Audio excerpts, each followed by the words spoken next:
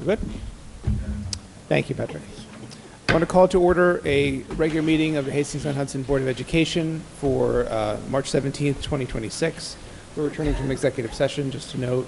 And the main topic tonight is going to be the instructional budget, and the administrators, both from the central office and welcome from the building level, have prepared an integrated presentation for us that's going to take us through it. So I'm going to turn it over to Dr. McCursey. Great.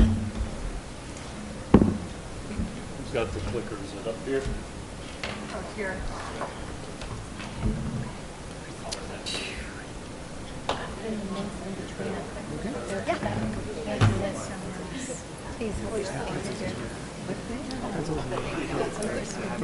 Literally. This is actually pretty spicy, which is also fitting.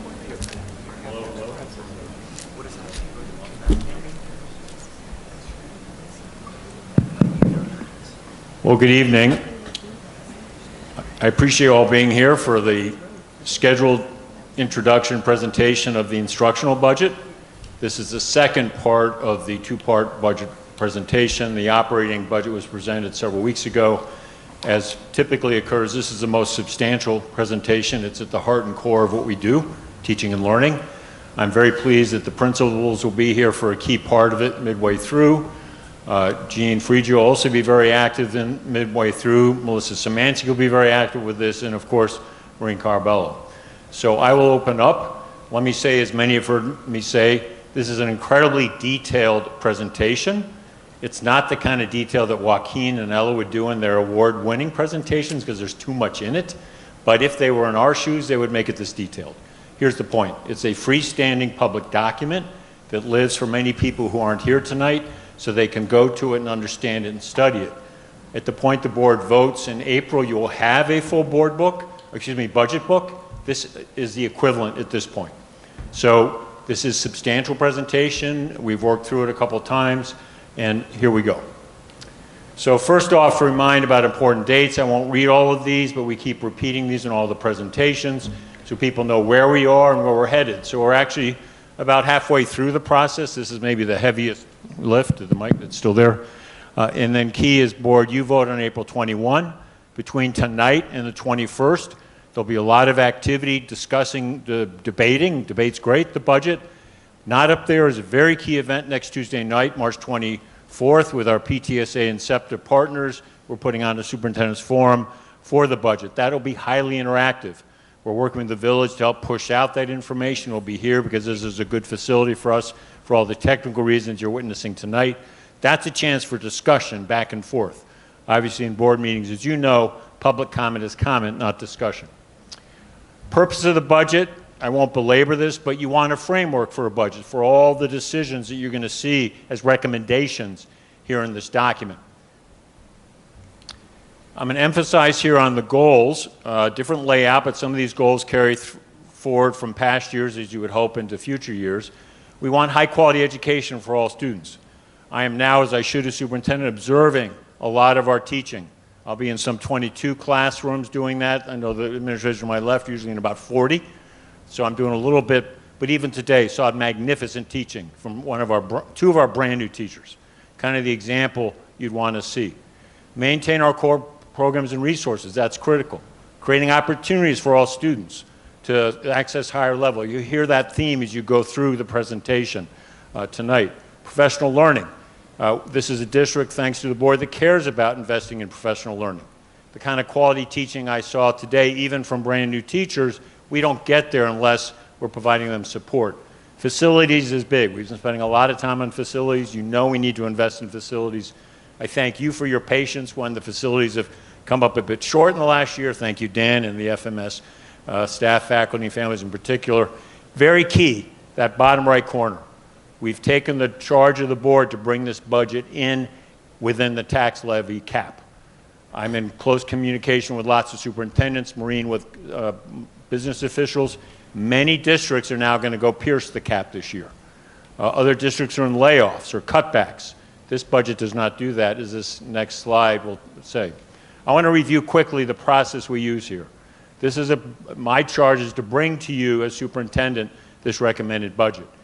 A lot of work goes into it, a lot of listening, a lot of discussion, a lot of analysis from all sides of it, quantitative, qualitative, what teachers need, what the administrators to my left have been advocating for.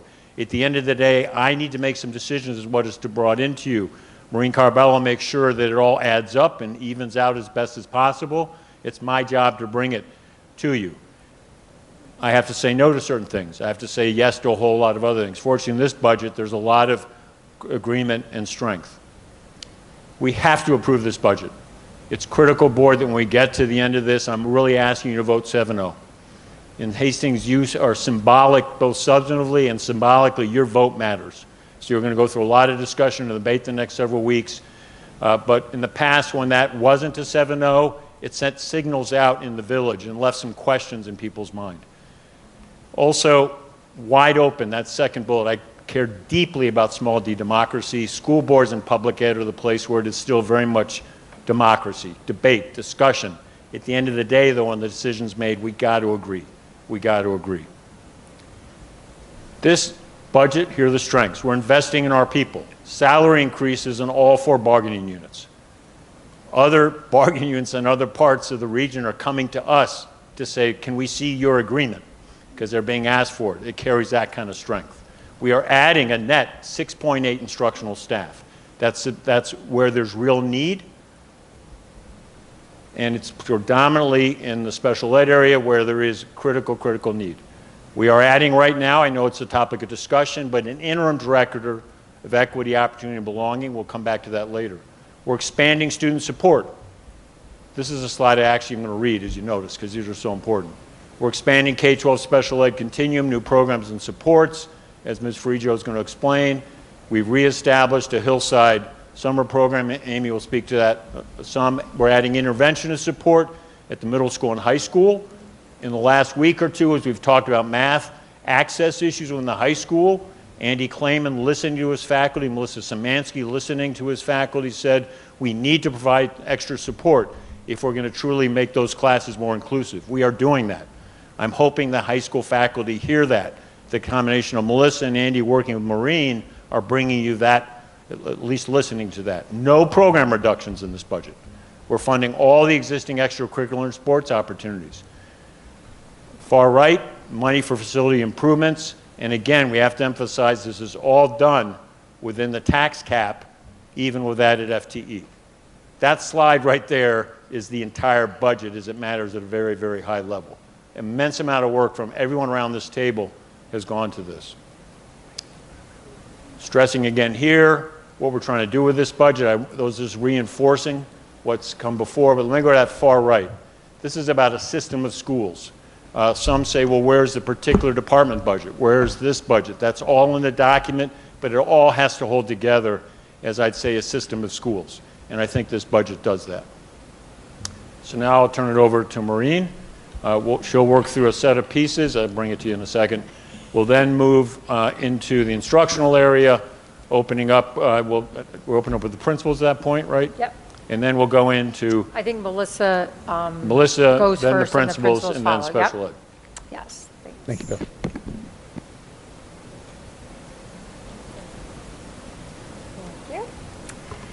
So I'm going to take us again through some of the things we've discussed earlier, and as Bill said, we're going to go through this relatively quickly, and always can come back at the end for questions to allow for Melissa and the principals to present the instructional and Jean to present the more details within the program. So again, we've gone over these before, and they're the same for us as they're the same for every district probably in New York State. And they're the major drivers of expense. We deal with both things that are internal to Hastings as well as external factors that play into increases in the budget.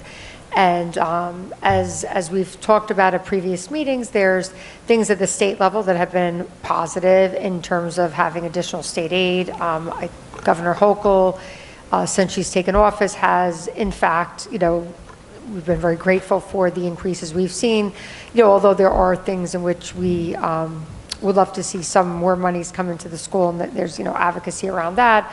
But again, that has certainly been helpful to us in the last few years. We are thankfully seeing a slight decrease in the teacher retirement system payments, but again, still quite high at 8% of salaries. And then, as we talked about, and we won't do it at this budget presentation, but I think between now and the end of the year, we need to have a larger discussion around preschool and what the district will be required to offer. And I'm sure people in the community may be interested in knowing the governor is funding that. We want to have a plan in place so that we could give access to our families to have preschool vouchers and things such as that. But that is part of the state budget, and we'll present that on another evening. But I wanted for the public to know that we are looking at it, and we're thinking about, we're planning around that. And then again, at the district level, we've talked about that, and there's some slides in around using the use of reserves. And although you use them when you need them, I think we just have to be very thoughtful and understanding we're using quite a bit this year to address some needs that, as Bill had laid out, are important, and we need to make those investments now. But thinking about the impact in the multi-year budget planning. Again, we've gone over these numbers before, and as Bill laid out, it is a tax compliant budget at 3.57%. And again, as we do always show the proposed tax rate. I'm not suggesting people's taxes will go down. It's just really the way the increase in the assessed valuation works. But this budget, the increase of this budget would be an increase to homeowners of about 3.57% for this supporting the budget.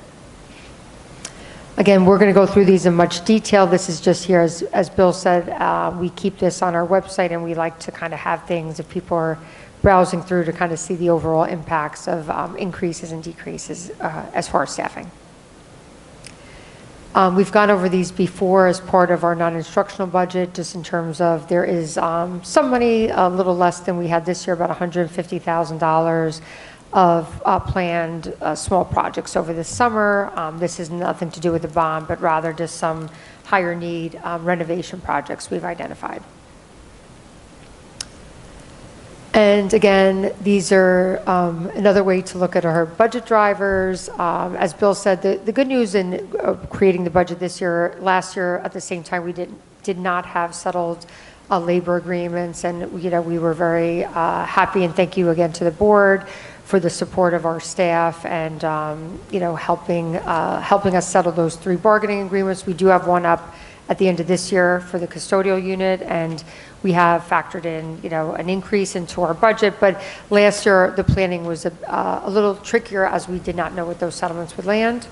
But one of the topics that is not only for Hastings and a lot of my colleagues, as Bill had mentioned, is causing them to either seek piercing of the cap or reductions in staff. And even some very affluent districts are not replacing any retirees. I was at a meeting last week, and we were, quite frankly, we were probably one of the highest budget-to-budget increases in the region, like just because of what the ads were doing.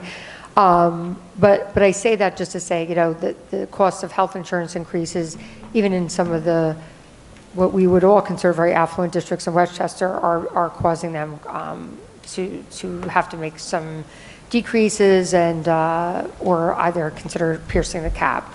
And again, transportation, all the things each year we talk about. But again, these are just still factors in this year's budget. Again, this is something we've gone over before. We'll just highlight the revenue side of the slide. And well, I'll say it first on the top. You can see clearly that the majority of the dollars, as they should be, are being invested into our instructional program. Undistributed, again, that primarily is being driven by our health insurance increases.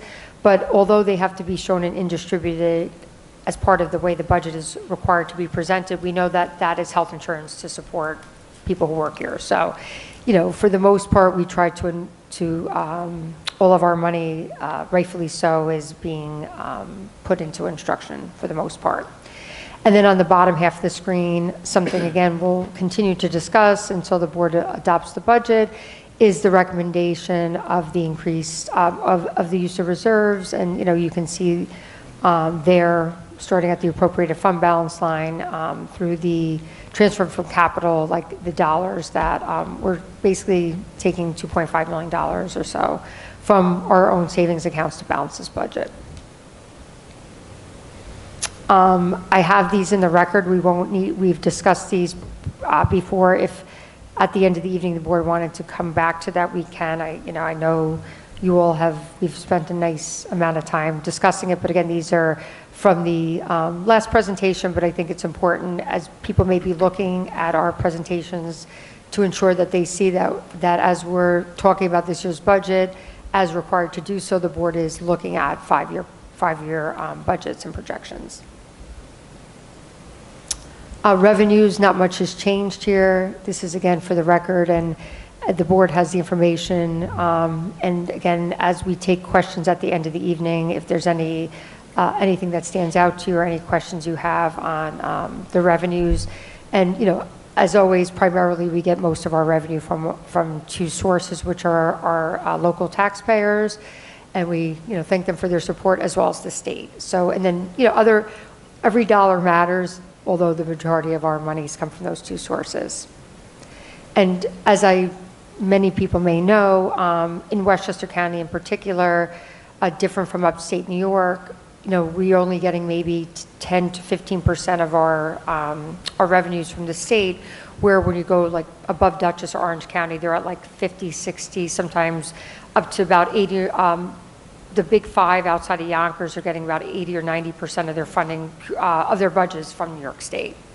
So just, that's just kind of some information I put out there to say, as much as we're happy the state has increased, that's always been a challenge for all districts, but particular districts in Westchester County that are considered very wealthy and are treated that way, and because of that, we don't see, we're seeing in the grand scheme of things, a small portion of it, and in this area, everything kind of falls on the local taxpayer. So, again, these are just some highlights in graphic form. And again, we've gone over this before, but again, it's just as part of the presentation. This is the calculation of our tax cap.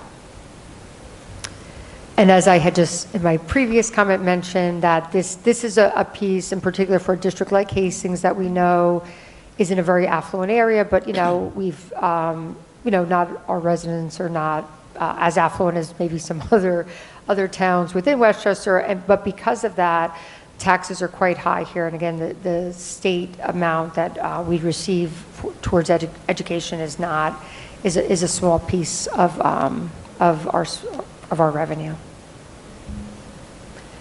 And then this again is for the record here is just our enrollment. Again, this is in the budget book. Only thing I'll say about this is it's pretty consistent. We've seen over the last 10 years where other districts actually have been seeing a decrease. We've had a steady enrollment and some slight increases of 1 or 2%, but again, we're not seeing a trend in the enrollment going down anytime soon based on projections. And that's it in graphic form.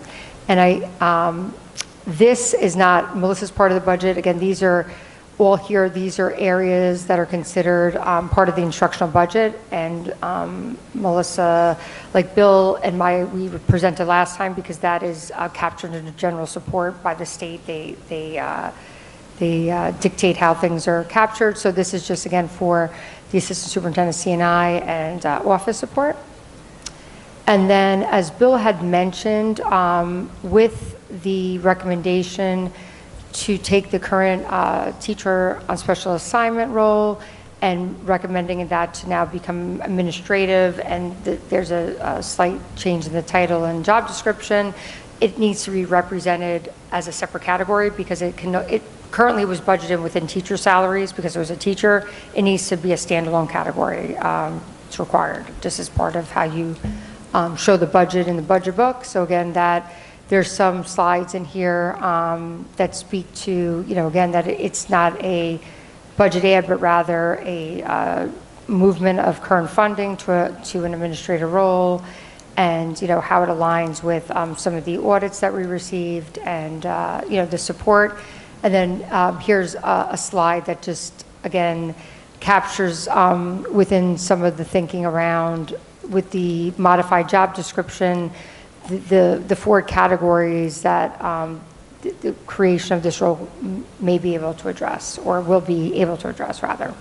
If I may, let me Sure, just of course. underline a few things. After tonight, we will, it's a draft job description. We will share it, since we're talking about it here publicly, and I think in full transparency for staff and village, share it. The four elements here are critical, and I want to thank Andy Clayman in particular for working with the board on helping us craft this to meet some real felt needs from some of the administrators. So I think, board, you'll decide where you land on this. You'll decide whether it stays interim or not.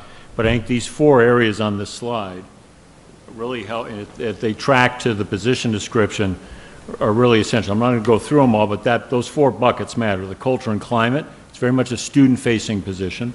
Restorative practices, the student engagement and voice, and then there's district-wide capacity building.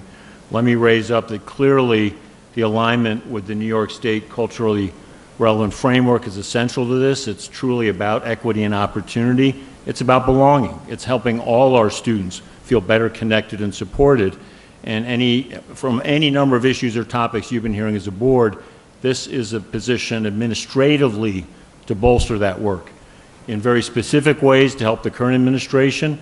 The Dignity Act, and I thank Dan for bringing us that phrase into Hastings, not to call it DASA, but really the Dignity Act, because it's a robust law that we have to hold to, but it's about dignity. It's about respect. This administrator would have a key role in that work, still working with Melissa Szymanski, but also the building leadership. That is a lift, I think, for building leaders. Also, we'll be picking up work around the code of conduct, things that may not rise to the level of Dignity Act, but in that sense of setting a culture, setting a place of belonging, they're actually affirming aspects of holding strong to the Dignity Act in the code of conduct. Another place of lift, I mentioned teacher evaluations earlier. Those are really important. That's key work. This individual as an administrator would be, per the state, qualified to do teacher evaluations. And those are very supportive steps. Sometimes it may be a little different, but that's a front line on supporting and guiding to better teaching practice. And I think having someone who is specifically talented in these areas of cultural competence and all the rest will be very helpful. I just wanted to underscore that this is trying to blend a set of real felt needs, both for our students and for our administrators as they're trying to better deliver for our students. Yep, thank you. And again, this is the budget associated with that position, and as I had mentioned, it is based upon the current teacher on special assignment and the current cost of that teacher. Again, area supervision, this is the budget area that covers the 3 principals, 3 assistant principals, and their office staff. And there's some small contractual dollars and supply money to support those offices. Okay, I'm going to turn it over to Melissa for her presentation. We're going to switch over now.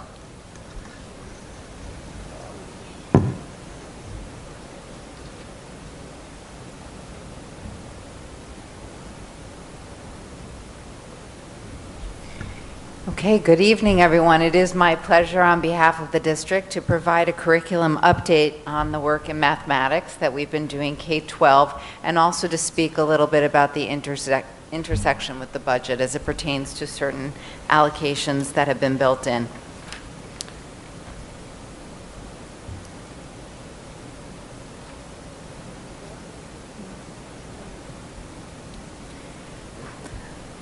I'll be talking a little bit about a recap of the 25-26 mathematics action steps that I outlined previously in the October update to the Board of Education.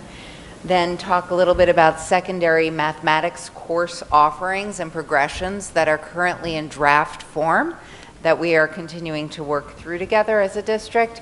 Intervention and enrichment, thinking about the trajectory of our learners and making sure that we're meeting the needs of all students. We'll talk a little bit about course prerequisites, course placement, and then curriculum work that's currently underway and work for the future. So this is a recap of information that I presented previously. I'll move through this quickly. But I had outlined that these were all of the things that needed to take place in terms of our action planning and moving through next steps for the current school year. all of these things have happened. So there's been standardization of Google Classroom pages for grade 7. There's been data analysis that's happened, and you can see who participated in that work specifically at the middle school. There were some staffing shifts that we made to better meet the needs of the system. Additional mathematics interventionist was posted, and while we could not fill that position based on the applicant pool, we did hire a mathematics teacher, and a portion of that full-time equivalent is being allocated to the math intervention. So there is a 0.2 that we were able to fill through a 1.0 hire. 7th grade differentiated instruction survey went out to explore the possibility of offering additional enrichment for those who did not have their children placed in mathematics enrichment at the middle school during the regular instructional day, development of a multi-year plan, and procurement of a proposal to backward map our mathematics curriculum. So those things all occurred. And then to continue, here's where we are now. We are in the process of providing supplemental 7th grade enrichment opportunities. We were able to do that both before and after school twice weekly for 30 minutes. We're running 3 cohorts of students around that qualified. Additional mathematics intervention I just spoke to, and that's the 0.2. Intervention resource pilot, we're piloting Freckle, and we're piloting that at both the elementary school and the middle school, and that is an intervention resource, and training was provided for that. We are piloting an MTSS data management resource, and that's FastBridge, and that intersects with Renaissance Star, and it helps us through the MTSS process to really track and monitor data over time and think about appropriate interventions for students using that data management resource. And so there was training provided for that, and we are midstream, and we look forward to having more input and information coming out of the pilot. Finalization of advanced placement criteria into Algebra 1 by the FMS team. So that happened, and that was subsequently noticed to the community. And then consideration of new course offerings, analysis and modification of pathways, and all of this is happening at the middle school level, which was our primary area of focus. At the elementary school, the Elementary Mathematics Committee has been convened. There was a person on the team who was our turnkey, sent as the lead learner on the numeracy briefs and sent to that training. And there's turnkey professional learning that's happening with the entire mathematics committee. And I already spoke to the Freckle intervention resource pilot and training that occurred. At the high school, a course placement protocol was developed, and that was in close partnership with the department chairs with the intention of making sure that we are carefully attending to data about where students should be placed and giving them the opportunity for feedback so that they can work on any areas and strengthen them that would help them to reach their fullest potential in terms of where they're placed subsequently. We examined and adjusted prerequisite criteria into certain courses. That continues to be ongoing. I will speak specifically to geometry, which was a high area of focus, so I will be presenting on that in just a few moments. We've considered some new course offering opportunities. There's been analysis and modification of pathways at the high school level as well, and all of this continues to be an ongoing work in process. So now I'll take us into a snapshot of secondary mathematics progression. These continue to be in draft form. So I just want to highlight that. I'll say it twice. They're in draft form. And we are thinking out loud with everyone. And because we really value the input that's happened both internally and externally, we continue to listen, we continue to iterate, and we continue to respond. But there is an intersection with the budget, which is why it's important to put certain things front and center. Do you mind? No.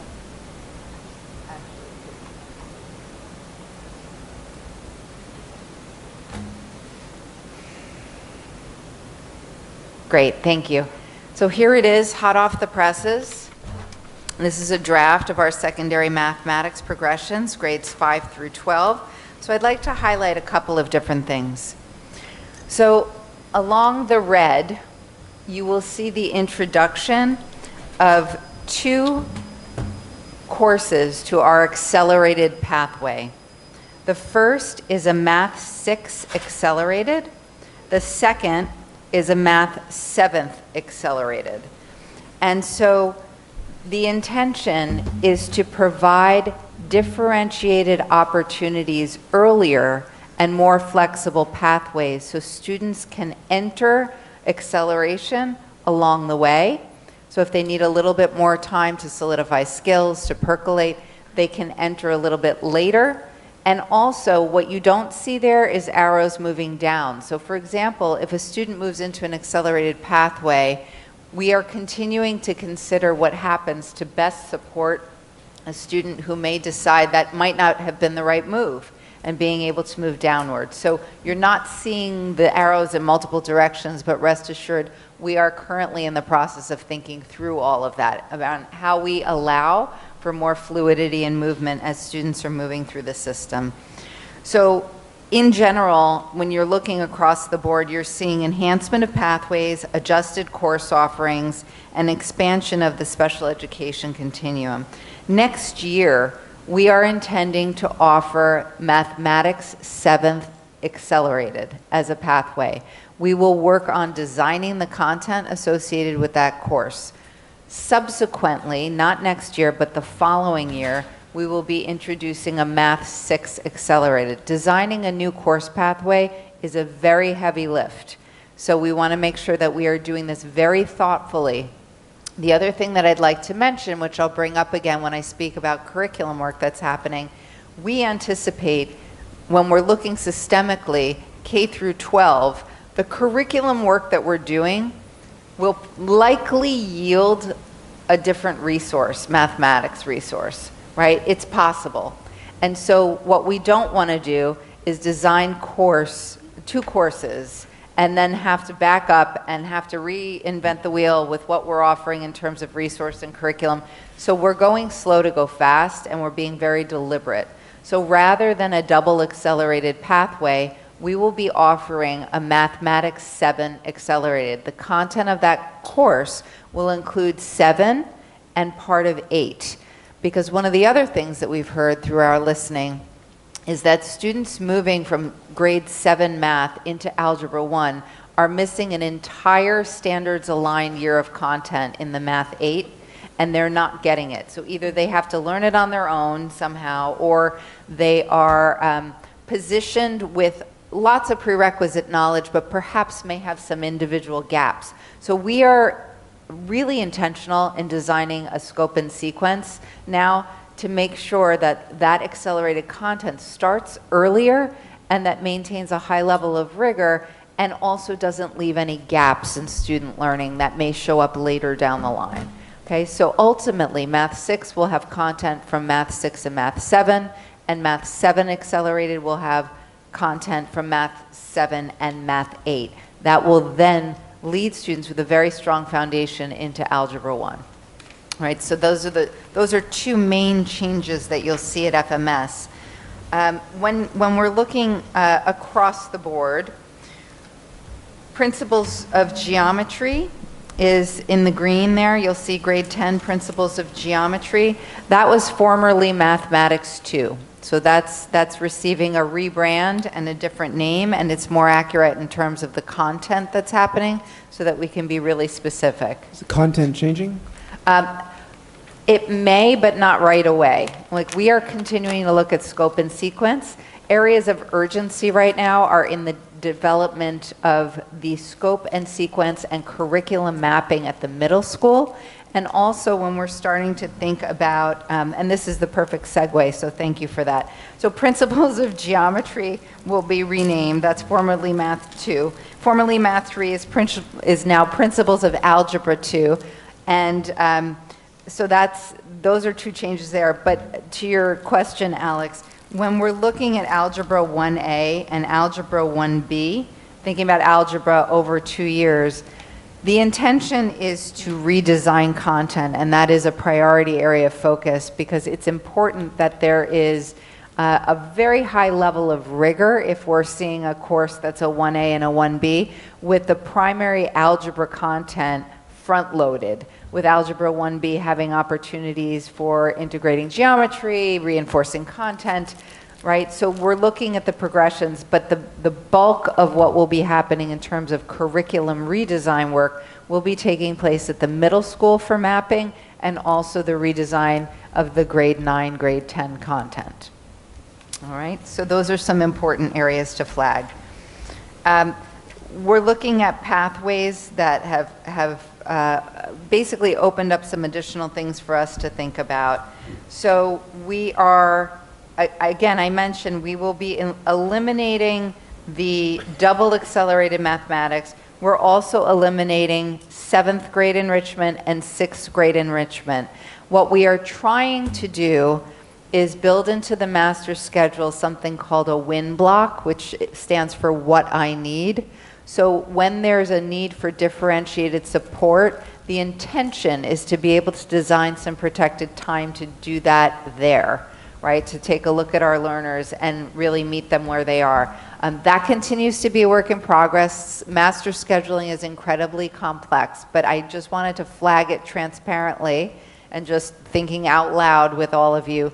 We are trying to get that into place so that we can provide enrichment and that it's not students have to be enrolled in an enrichment course or enrolled in an intervention course, that there's some flexibility based on their specific content need. So that's in motion as well. So looking at other areas to flag here, there's a shift in Hillside you don't see up there. Actually, let me talk about the electives first, and then I'll shift to Hillside. So the electives. We do not currently offer those purple offerings. Independent study, dual enrollment, that's a TBD. We're trying to figure out, might there be an opportunity for an independent study or a dual enrollment that students can participate in. Also, college and advanced electives in mathematics, still TBD. We're looking into all of that. So that's for the near future, but not the immediate future. But we wanted to put it up there in terms of expansion of what we have in terms of offerings.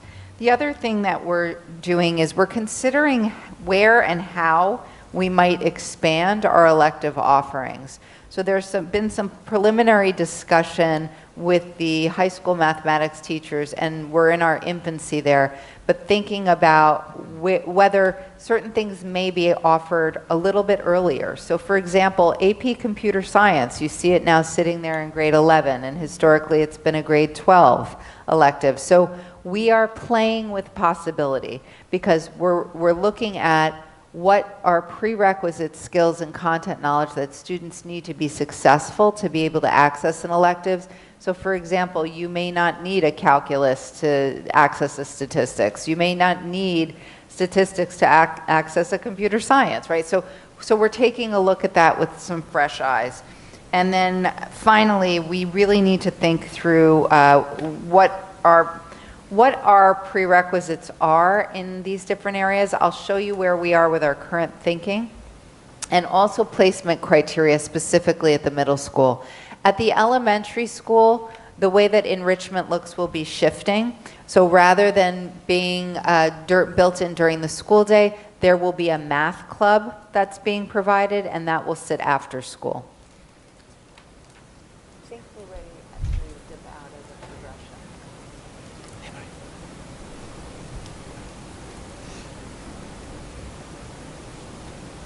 Okay. Thank you. Oops. Okay, so what I just spoke to is memorialized here in these bullets. I did now want to flag the intersection with some budgetary shifts. So there will be an addition, Jean will speak to this as well, of a 0.4 FTE. 0.2 of that will be allocated to geometry, 0.2 will be allocated to Algebra 2. So as we're thinking about additional opportunities and serving all of our learners to access certain courses, there's some additional support that will be not only beneficial but really important. So Bill mentioned earlier, really listening to teachers, thinking about higher levels of support. We're also looking at intervention. We're also considering class sizes. So all of this is part and parcel of the work that's in progress. There's an addition of a 0.6 FTE mathematics. At least 0.4 of that 0.6 will be dedicated to intervention at the high school level. So as we open these pathways and as we rethink prerequisites, in light of the new course placement protocol, which no longer has that override component that our community has been used to, it will be very important that we build in additional support. So here's a quick look at where we are now. There have been some decisions made about geometry, and other prerequisites are in the process of being re-examined. And some of these have implications across 2 school buildings. So we are looking at this in terms of the middle school and in terms of the high school with relevant courses that apply at both of those levels. So in geometry, one of the former prerequisites was a class average of 85 in Algebra 1 for the year to be eligible to be placed in geometry with a passing score on the Algebra 1 Regents exam and a teacher recommendation.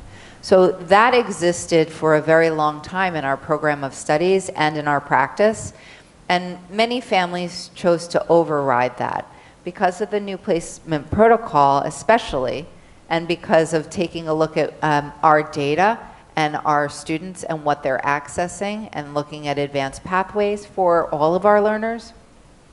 The new prerequisite will be a passing score on the Algebra Regents and a passing score in algebra, so pass.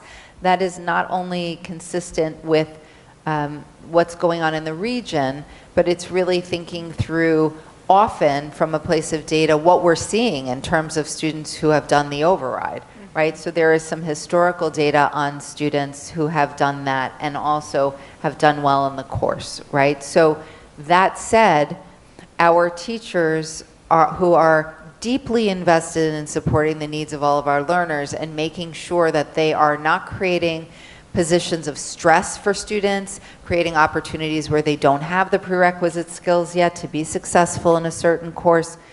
There was a recommendation to consider a different prerequisite criteria, and we wanted to make sure that we are listening to that and honoring that.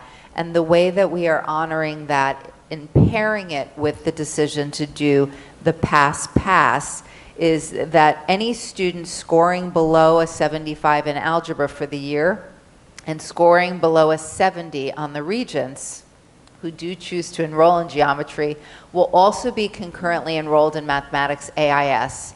And that is because we are not behind placing students in a position where the data suggests that they will either be unwell with stress or not equipped with the prerequisite skills to be successful in the academic pathway.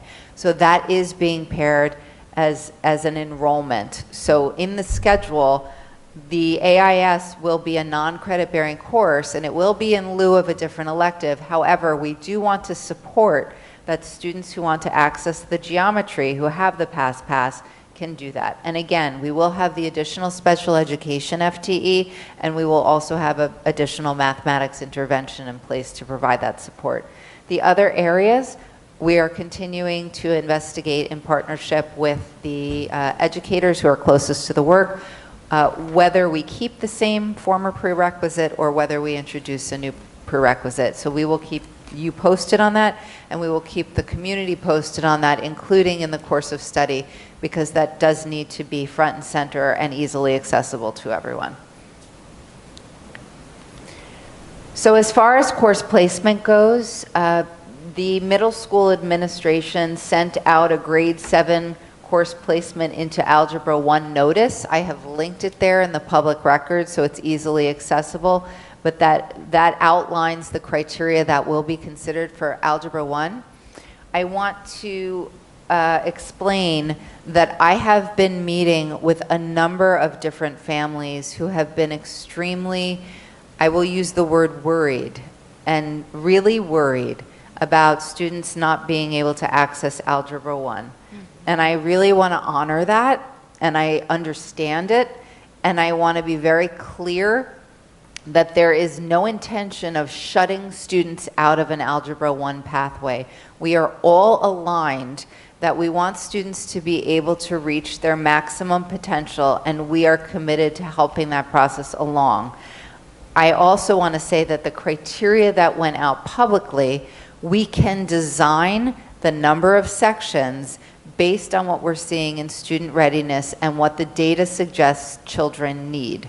So this year, we ended up going with 4 sections of algebra and 2 sections of math 8. Previously, it had been 3 and 3.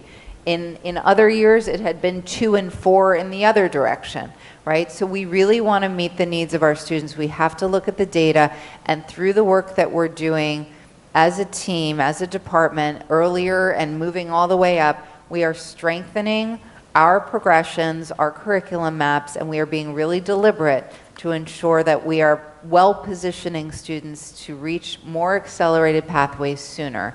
So I'm really hopeful that that families recognize that I am truly holding space for all of the feelings that they're having around accessing Algebra 1. And I want people to feel assured that if we believe that there is readiness for Algebra 1, we will design for it. And we are working in partnership here. We all want students to reach their maximum potential. Okay? So that's something that I wanted to make mention of. And also, we are listening. The high school course placement protocol that I referenced is also linked there for you and for the public record. And I did mention we're working on the prerequisites at the high school level. Some of that has intersection at the middle school level. Placement criteria still to be developed. Grade 7 accelerated. So anyone going from 6th to that 7th grade accelerated, teams will be working that in the very near future around developing the criteria, and that will be noticed as soon as we have that. Same thing with students moving into 9th grade Algebra 1, and that will be that bridge working in partnership in terms of that 8 to 9. And then subsequently, we will be working on the grade 6 accelerated placement criteria, and that will be noticed once we have that as well. There is subsequent need for the refinement of the program of studies, and I did mention that as well. So what are we doing right now? So in the area of curriculum, we are working very hard. So the work that's been currently happening is visioning and discussion with mathematics teachers and mathematics leaders. And we are all around the table with our excellent thought partner, Anshula Sobran from Putnam Northern Westchester BOCES, who is a strong, brilliant humanistic leader who has extreme content knowledge and is all over the country, essentially, working on many different things, and has carved out time from her busy schedule to be partners with us, and has been helping lead our excellent work. So there's been visioning and discussion. We've been exploring options and action planning. We're listening to different stakeholder groups. We are in the process of finalizing all of those pathways using the next generation mathematics standards. Our team, if you go back to the original proposal that I submitted in terms of the timeline and the work with Anshula Sobran, you will see that there is a new thing happening sooner. So our team has been working so synergistically together that we are now ready to go full speed ahead with curriculum mapping. We are jumping in. So we originally thought we would need a bit more time around pathways, around options, about thinking about intersection with the work as it appears in real time.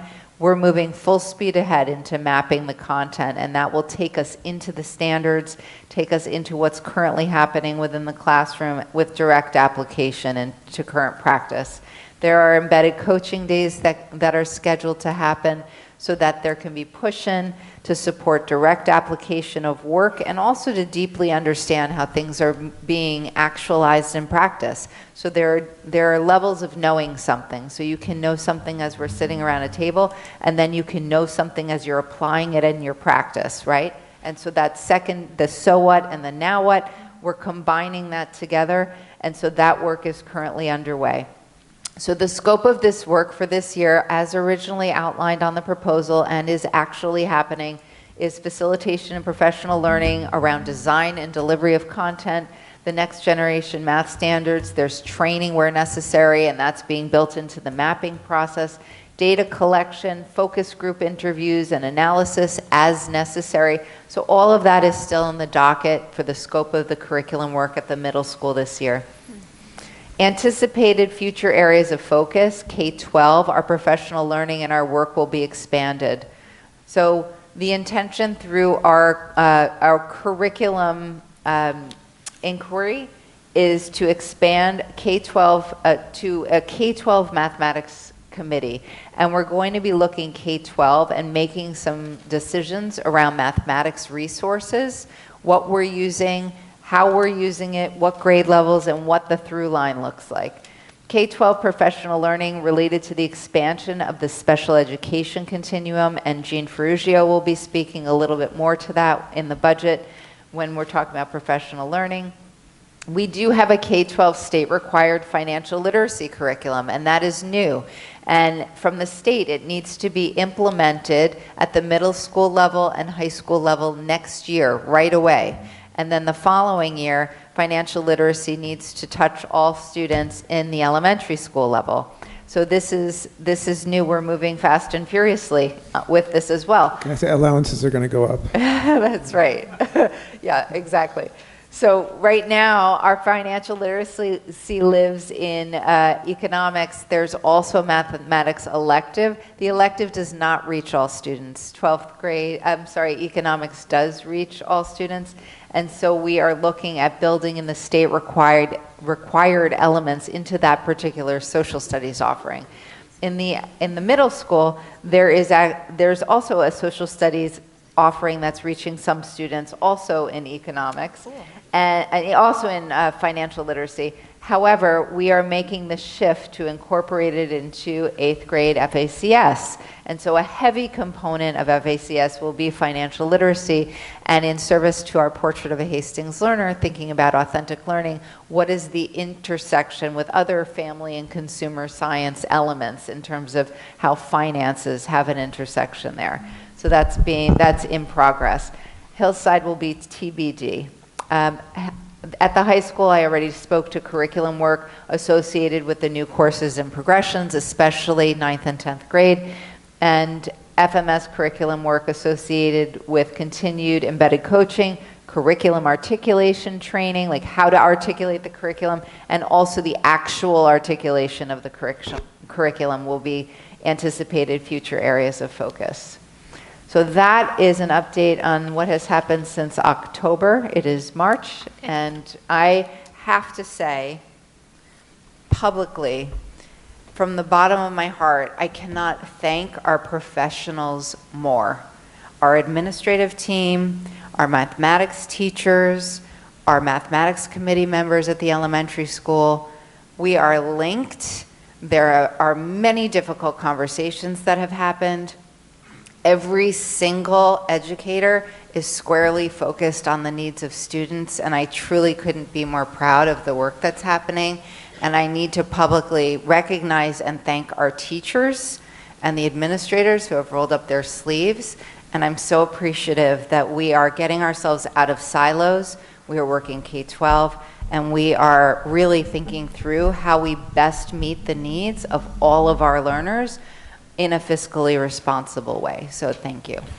Well, can I ask you a quick question? That presentation, is that available online? It's posted. It's in public record. right It's there. in Word Okay. docs. Yes. Right next to it. Okay. Yes. Thank you.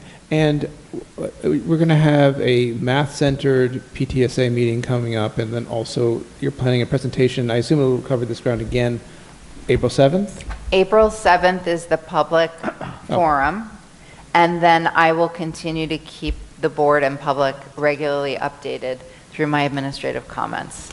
There's still a lot underway. Can I just say, no hyperbole, this is honestly the most exciting 20 minutes of board meeting that I've heard in my 5 years here. It's really, it's really remarkable. So, like, seriously. And it goes to the teachers, and it goes to Oh, the everyone. leaders, and I'm really, I defer to the system on this. We are linked, and Angela Sobran, as our thought partner, I really am so grateful, so thank you to everybody. It's wonderful. Thank you. I just wanted to chime in. I'm incredibly grateful for this presentation this evening and the hard work that you've done, the school leaders have done, the teachers and everyone in and involved in this. You've listened to the clamor from the community, because we all know that for the past 10 years this has been a real big issue, and seeing that scope and sequence that you created, that visual, is really, really powerful. So we're grateful to see that work. I think it's incredibly important, the support that we're giving for algebra and geometry in the high school to really make math accessible to so many more students. The backward mapping so that more students have access to algebra is excellent and exciting. And just seeing the clear and transparent pathways to college and beyond is really, really refreshing and great to see. So thank you. I also was glad to see in this one spot the course prerequisites, and to hear the work going into that. I know that these are complicated conversations, but seeing movement there and seeing that we're really struggling, but the implications of these various skates is so important. So this is such exciting work, and thank you. One thing that struck me is you've done an amazing amount of work in about 5 months, and now the implementation comes to us. And could you talk a little bit about how we're going to ramp up, especially those in the middle school, the curriculum, the new coursework, as we look towards the fall? So I guess I have to come back to go slow to go fast, right? Okay. So we have to make sure that we're very, very clear on what we're implementing and why we're implementing it.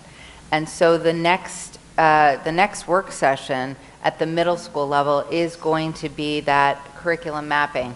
What content sits where. That will get into conversations around what's being currently taught and how is it being currently taught and where is it living and why. So in terms of your question, there is a piece around the immediate implementation that will focus on deeper work around mathematics standards and making sure that there is understanding around how to, like, different ways that those standards can be actualized within the classroom setting. And then the next phase will be moving into looking at resources that will help support us. We have a bunch of expert professionals doing really strong work. And also, that being said, including myself, we all have areas for growth. Right? So being able to sit with someone who has very strong expertise on implementing standards and a deep understanding of the content standards and the mathematical practice standards will help push our thinking as we're mapping around how that comes to life in the classroom. So then the embedded coaching part will provide the opportunity for Anshula to be in rooms to be of additional support as those things are coming to life and as those conversations are happening. So I see it in 2 phases. One is deepening understanding around standards and progression and what that looks like pedagogically and what that looks like through assessment. So actual teaching practice and actually, like, how are we assessing that with students in the most authentic way possible. And then the following year, when we get into that K-12 mathematics work, we will look at resources. Now, the exception to that is around that grade 7 enrichment, where we are designing for 1 year, because we know we want to offer that as a pathway and get that in sooner. And also, that person can't be alone on an island with an enrichment course content that they're implementing with students and not be part of the broader conversation around what we're doing in terms of resources to support. So I hope that's helpful clarification. Thank you. And when we get to the principals, you know, certainly Dan or Andy may want to chime in on this particular topic. So, are you ready to shift over? Thank you. Yes, Melissa. and by name, I really want to shout out Lori Offiero, who has been, she's not in the room right now. I want to place her in the room right now because she has been very intentionally collaborating with all of us. In terms of the progressions, I also want to make mention of eyes on this through special education. I sat with Mary Angela Sanchez.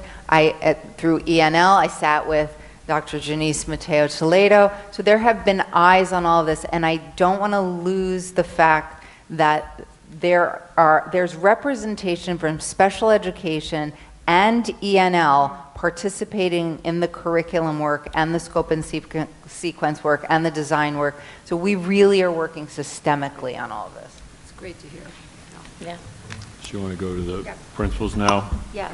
So part of Melissa, obviously, the update on the math, but that will be reflected as we look at the numbers later and in terms of what the principals also, as part of their recommendations for staffing increases, there's, connection to what Melissa presented. Yeah. So I will turn it over to Amy.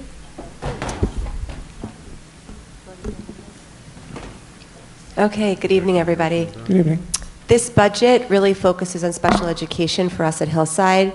The first 4 bullets that you see up there are in relation to special education, and Jean's going to speak in greater detail about that when she talks about special education. But essentially, all of those positions will support the continuum, and the goal is really to build out the continuum of service for our students at Hillside.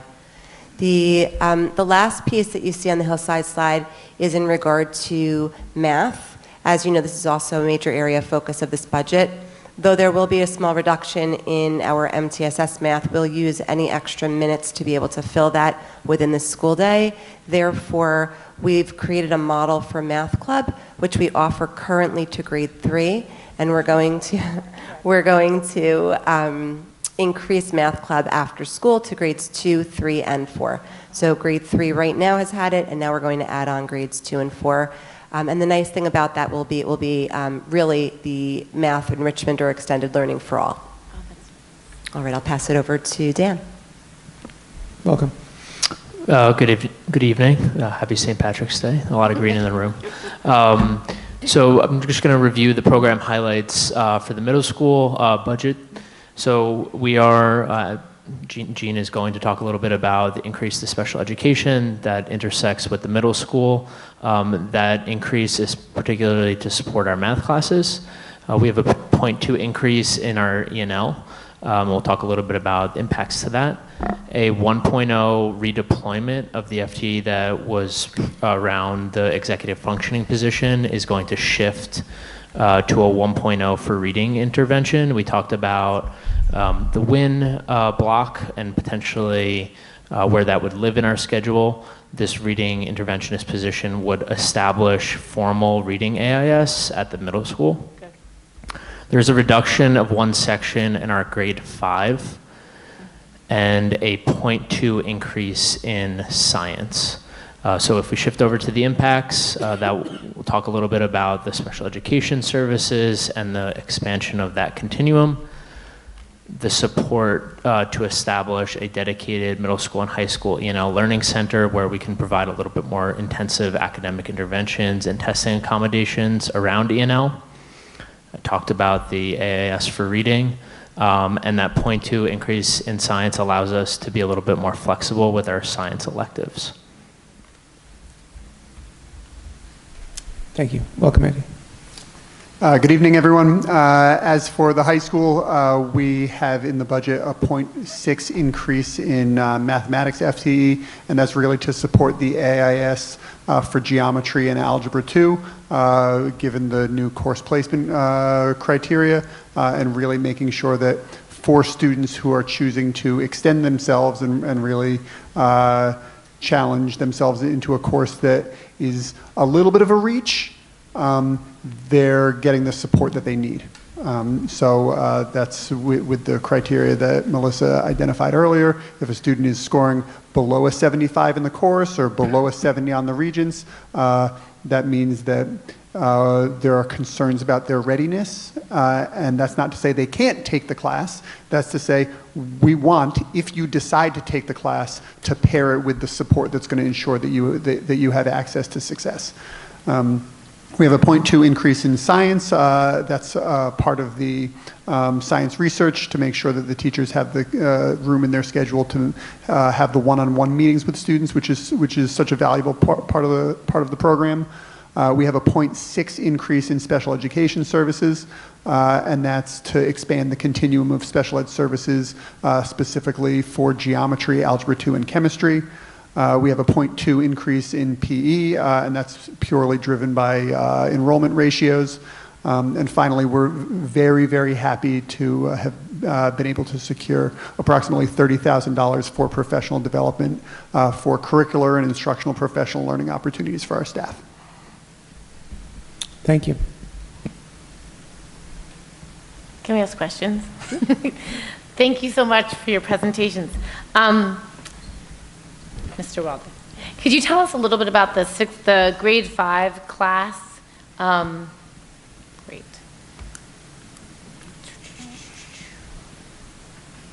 The reduction of one section in grade 5, could you tell us a little bit more about the how and the why around that? Yep. So, you could see on the board there that there's a reduction of one section in grade 5. That is something that we're working closely with the district on, and Maureen had showed our enrollment, particularly around grade 5, what we're anticipating for next year, and those enrollment numbers support a reduction in that grade. So we could talk a little bit more about that, and I'm sure that Maureen could speak to that a little bit. But yeah, that's where that lives. So, yeah, it's enrollment driven purely in the K4, and that stretches up to the K5 environment. If as enrollment dictates, we may go in and out with sections. So later, that cohort may have the equivalent of an increase. It's just as we look at next year, we had a retirement in the 5th grade, and the enrollment numbers support us pulling that back. But it's reached out to union leadership, and they understand that all jobs are constant, and the ratios in the class will still be very good, but it's common practice, particularly in that K5, when you have shifts in enrollment, to make an adjustment in that class size. I mean, Dan's been a great leader, understanding concerns within the building about that, but also clarifying where we are in this. Great, thank you. Just so you know. Can I piggyback on that? Yeah, and also I want to sort of make sure we get through everything, and then we envisioned a whole set of questions that everybody comes together on, but go ahead. Just because it's specific. Yeah. Do we have an idea on, down a section in 5th, what the class sizes would look like? It's like 22 right now, 21, yeah. Oh, okay. Thank you. Where, and again, but as Bill said, this year it's 6, the year prior was 5 big, sections yeah. in It 5th just grade. goes back and forth. And similarly, we added 3 FTE last year to the middle school to support other cohorts that are growing. So it's just whether up or down, Gotcha. we looked at it, but as Bill said, with or without the retirement, I think the numbers, again, as we looked at everything, would warrant it, but especially with the retirement and the grade level. Thank you. Thank you. I just have 2 more questions. With the executive functioning class being shifted, I was just wondering what types of electives would be available to middle schoolers. Yeah, so that's definitely something that we're exploring through our master schedule, is really shifting our FTE and really being critical of the types of course offerings that we have at the middle school. Historically, we've had AOKs, the area of knowledge courses, that have kind of filled and rounded off student schedules. This year, we shifted to more of a consistent elective. With the executive functioning, truthfully, we've just had a lot of difficulty securing a teacher in that somewhat niche content area. I do think that it's important for middle schoolers that need it to focus on executive functioning particularly, but there remains a question about the tier 1 exposure to that course. So something that we're looking at is just again exploring the WIN block and how that would manifest within our master schedule, and then continue on with some of the electives that we have had, right? Our facts, our technology, our exploring equity program, in addition to some of these thought about electives within our schedule. The shift allows us again to really focus on the AIS for reading, which is a particular need in the middle school currently. Great, thank you. And lastly, when we see like a 0.2 increase in PE or a 0.2 for E&L, how do you hire for that? I had the same question. Well, E&L currently, we have a I staff get members that's we're at 3.4, so we'll just be adding to a person who's only at 0.4. The person's already there. Correct. And then with PE, either, that's at the high school, so it either would be a potential shift internally, or we've had success sometimes with being PE's a harder area for people to secure jobs. I mean, I think in the past when we've had 0.4s, we've been able to hire, like in that area, because there's not as many, there's more PE teachers available. I mean, Thank you. I kind of want to Yeah. hear how, like, the principals make sense of that allocation and figure it out within their staff. so we would Sure. hire- So it is really on a case-by-case, department-by-department, right? So specifically with ENL right now, we currently have someone who's working part-time, so that person would work a little bit more part-time. So it's not like you're hiring a new. No, It's- exactly. There are times where if it's a 0.4, maybe you do hire a part-time, but if we have a 0.4 from last year and then it's a 0.2 increase, then that's a 0.6. So I can't really see a circumstance where we would try to hire for a 0.2, because, but by the time you get up to 0.4, people are looking for part-time work. You're able to work it within the schedule, either morning or afternoon or A days, B days, or you have existing staff and you can expand their schedule. So it really is a puzzle, but it's also department by department, case by case. Okay, thank you. Of course. Thank you. Do we want to move on and then a little bit more in teaching, then we'll go to special ed? And our thought was get into a robust set of Q&A discussion as we get to the end. So do they need to stay? Yes, it's through the whole presentation, so, yeah. Who's next? So here again, this is the budget that supports anything that was discussed earlier, including money set aside for summer work.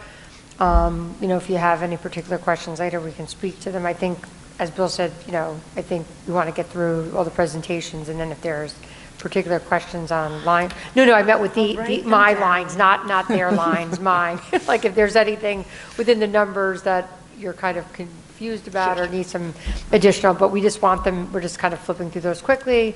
Again, this was, we had some highlights that captured the entire area, and again, just some additional slides, and I think we're going to get right into,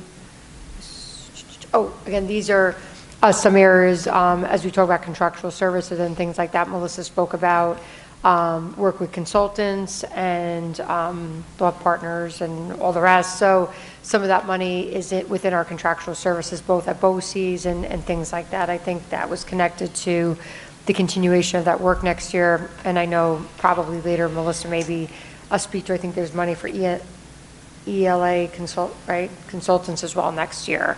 And then one thing I will flag here, that if you have a question, we did have a student that in district that is attending a charter school out of district, so that had to be budgeted for here. And that's something the last few years that we've been having students that, and what's interesting about that, even if they're in New York City, they can attend and we have to pay for that. So it's not even necessarily charter schools within your actual school district. People are able to access charter schools outside the school district, and we have to pay for them to attend and at times transport. So not, it's just a small dollar. This year it wasn't terrible, but was not something that we were aware of until we got the bill. And BOCES, again, Melissa may speak to some of these things later in terms of consultants and such. And I'm going to turn it over to Jean Farigio.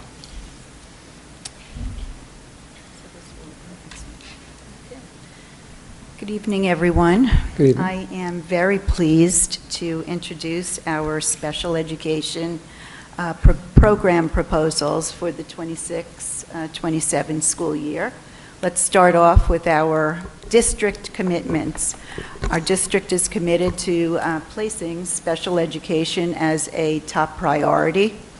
Our district is committed to emphasizing a moral, ethical, and legal obligation to educate all of our students to the full extent of their interests and talents, and also, most importantly, promoting inclusive learning approaches to to support the growth of all of our students. Also, fostering collaboration among our professionals, our families, to the benefit of our students, and securing and retaining best professional talent possible, and for those who are experienced in student-centered special education programming and services. Let's take a look at our budget highlights here. Following many meetings and discussions with our school district, with our building administrators, with our teachers, with our SEPTA, we arrived at the following: an increase of 3.4 FTE special education teachers, an increase of 2 TAs at Hillside, an increase of 2 teacher aides district-wide, an increase in out-of-district tuition, including busing, in-district extended school year program. This is brand new, at least many years ago, actually. We're bringing this back. I understand that that had been the case maybe about 10 or so years ago. So we're very pleased to be bringing our special class programs back into the district during the extended school year, 6 weeks extended school year program. All 3 administrators in special ed will continue to be funded, and will also continue our special education chairperson position. Those positions are invaluable as we see them. Okay, if you can take a look, please, at our special ed budget overview. This gives a very detailed fiscal, summary of the following areas: instructional salaries, teaching assistants, non-instructional salaries, equipment, contract services, special education supplies, tuition-related services, textbooks, and also involvement with our BOCES, tuition and related services, career and technical education programs. You want to go back one slide, the framing slide. Oh, did I? Yeah, the program highlights. Okay, thank you. Special education program highlights include the following.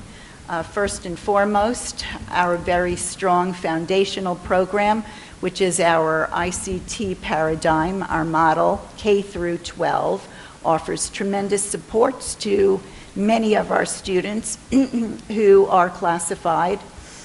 Broken down at Hillside Elementary School, our plan is to expand our continuum of services by building our new K to 1 1211 special class program, by offering small class supports in both ELA and math grades 2 through 4, and also offering a new special ed model, consultant teacher support, to support our students who are in general education classes. At the middle school, our plan is to expand ICT sections in math by introducing our consultant teacher direct section in math, and adding a daily living skills class to support our students. And also at the high school level, adding consultant teacher direct for math, in geometry and algebra 2, as previously mentioned, and also in science, chemistry. So a goal, of course, is to very efficiently utilize our special education resources. We want to make sure that we maintain our students in district by expanding our services in areas of need, and also ensuring that we are supporting students in special education at higher levels. Very important to us. Oops. Okay. More specifically, broken down at Hillside Elementary School, our continuum of services is the following. So existing services include our 2 communication classes with an 8:1:1 ratio, our ICT classes in grades K through 4, and of course across the board, reading instruction. This year I had shared with you that we had many staff trained in PAF, instructional reading approach. Well, we'll be offering that to more of our students for the upcoming school year. New and expanded support. This would include adding a K-1 special class program, and that would be with a ratio of 12 to 1 to 1. Several of the students who are in our current communication class are ready for this less restrictive program, and also we have several students incoming from preschool to our kindergarten, and they would be having their needs met within the 12-1-1 class.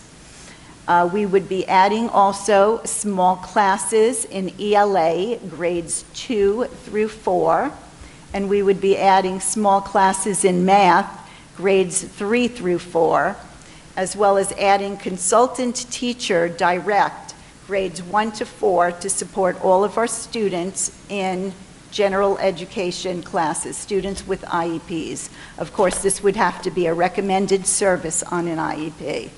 Our related services would certainly continue in the areas of speech-language therapy and counseling, in occupational therapy, physical therapy, teacher of the hearing impaired, and vision services. So for Farragut Middle School, we're looking at our core support, once again, our foundational support, our largest model, which is our ICT program.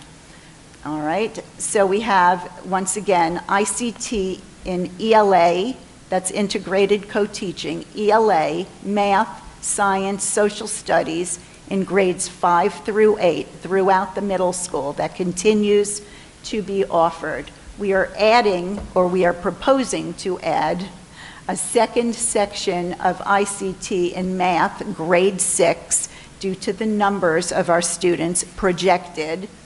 Also, we have currently existing and will continue our hybrid ICT support for ELA, and this hybrid model contains both ICT, the standard ICT, as well as small class ELA. It's 3 days out of a 6-day cycle for each of those. ICT, 3 days, and the small class ELA, that would be 3 days as well, and that would be in grades 6 through 8. The same stands for our math, hybrid ICT support for math. That would include both the standard ICT and the small class math, 3 days and 3 days, split time, grades 6 through 8. Our specialized and resource support, we are proposing to include our a point 1 to math for grade 8 for 2 sections. It would bring us 2 sections on a new ICT and hybrid ICT. Resource room, grades 6 through 8, specialized reading and math, grade 5, reading instruction, and grades 5 through 8. We are proposing to add a point 1 math in algebra, grade 8, and that would be a consultant teacher direct model to support students in that algebra class. And we are looking to add a daily living skills class for our students who are in grades 6 through 8. And once again, related services would continue in speech-language therapy, in counseling, in occupational therapy, physical therapy, teacher of the hearing impaired, as well as vision services. And our high school, core subjects and resource support. So currently we have ELA in ICT grades 9 through 11, math ICT, pre-algebra and algebra grades 9 and 10, We're looking to add consultant teacher direct geometry and algebra 2, and that would be in grades 10 and 11. We would continue our existing social studies ICT in grades 9 and 10, and continue our science ICT biology grade 9. We're looking to add consultant teacher direct in chemistry as previously stated, and that would be grade 10. Continue our resource room grades 9 through 12 in humanities grades 9 to 11. We'll continue also our daily living skills program grades 10 through 12. And once again, we continue to offer our related services in speech language therapy, counseling, occupational therapy, physical therapy, teacher of the hearing impaired, and vision services. Now, special ed has a number of contracts per service. We have contracts for our transportation services, both in and out of the district. We have contracts for our career and technical education services through BOCES. Quite a number of our students, approximately 10 or so, will likely be accessing the Center for Career Services.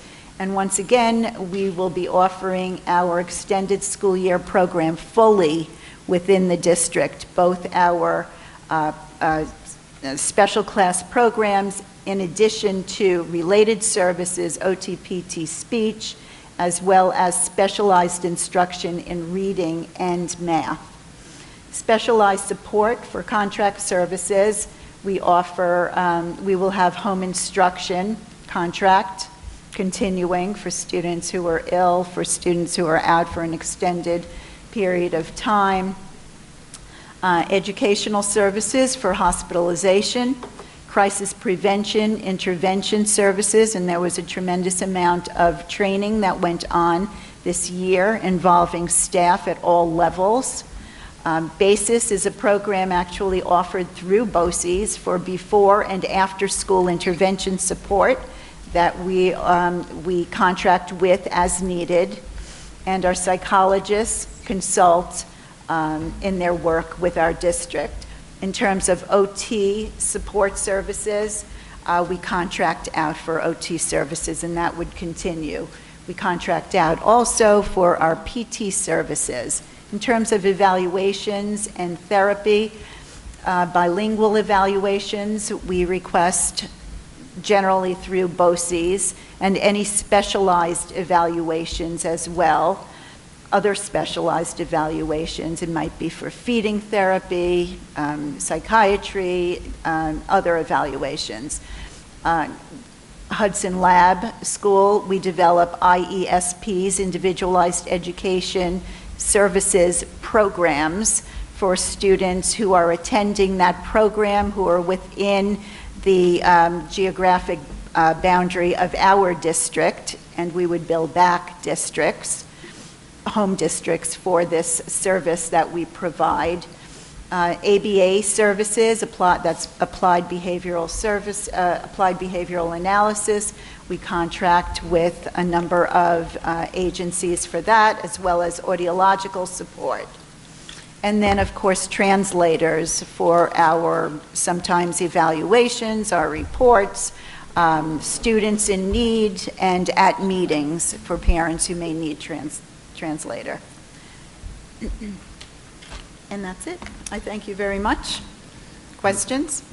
Well, first, great thanks, because similar to what I said to Melissa, it's really remarkable to see this amount of detail and thoughtfulness come together in a cohesive way and plan. So deep thanks, truly. I had one question, just sort of sum up thematically a little bit. One of the core concerns we've heard from a long time from parents in special education was the inability, not only the inability to access advanced coursework, but sort of the cul-de-sac that their students ended up with, short of meaningful progress that would help them progress in college or career or stuff like that. It seems to me that the access to advanced coursework, especially critically in science and math, has been addressed. Yes. So I'm not really asking a question, but Yeah. I just want to recapitulate. Yes, that we're thrilled to be able to offer this. We heard from a number of sources, community sources, and we knew that this was the right thing to do in terms of supporting our students at higher levels, because they too deserve to have access to this higher level rigorous curriculum, and I think it's very, very important. We're thrilled to be offering it. Thank you. It's the next in a series, in the sequence, too, for both math and science. Yeah. I did have a similar question for that. It was an excellent presentation, thank you. Why the consultancy model versus the ICT model? Interesting question. Both offer, I would say, the same amount of support, okay? I think that there's greater flexibility in the consultant-teacher model.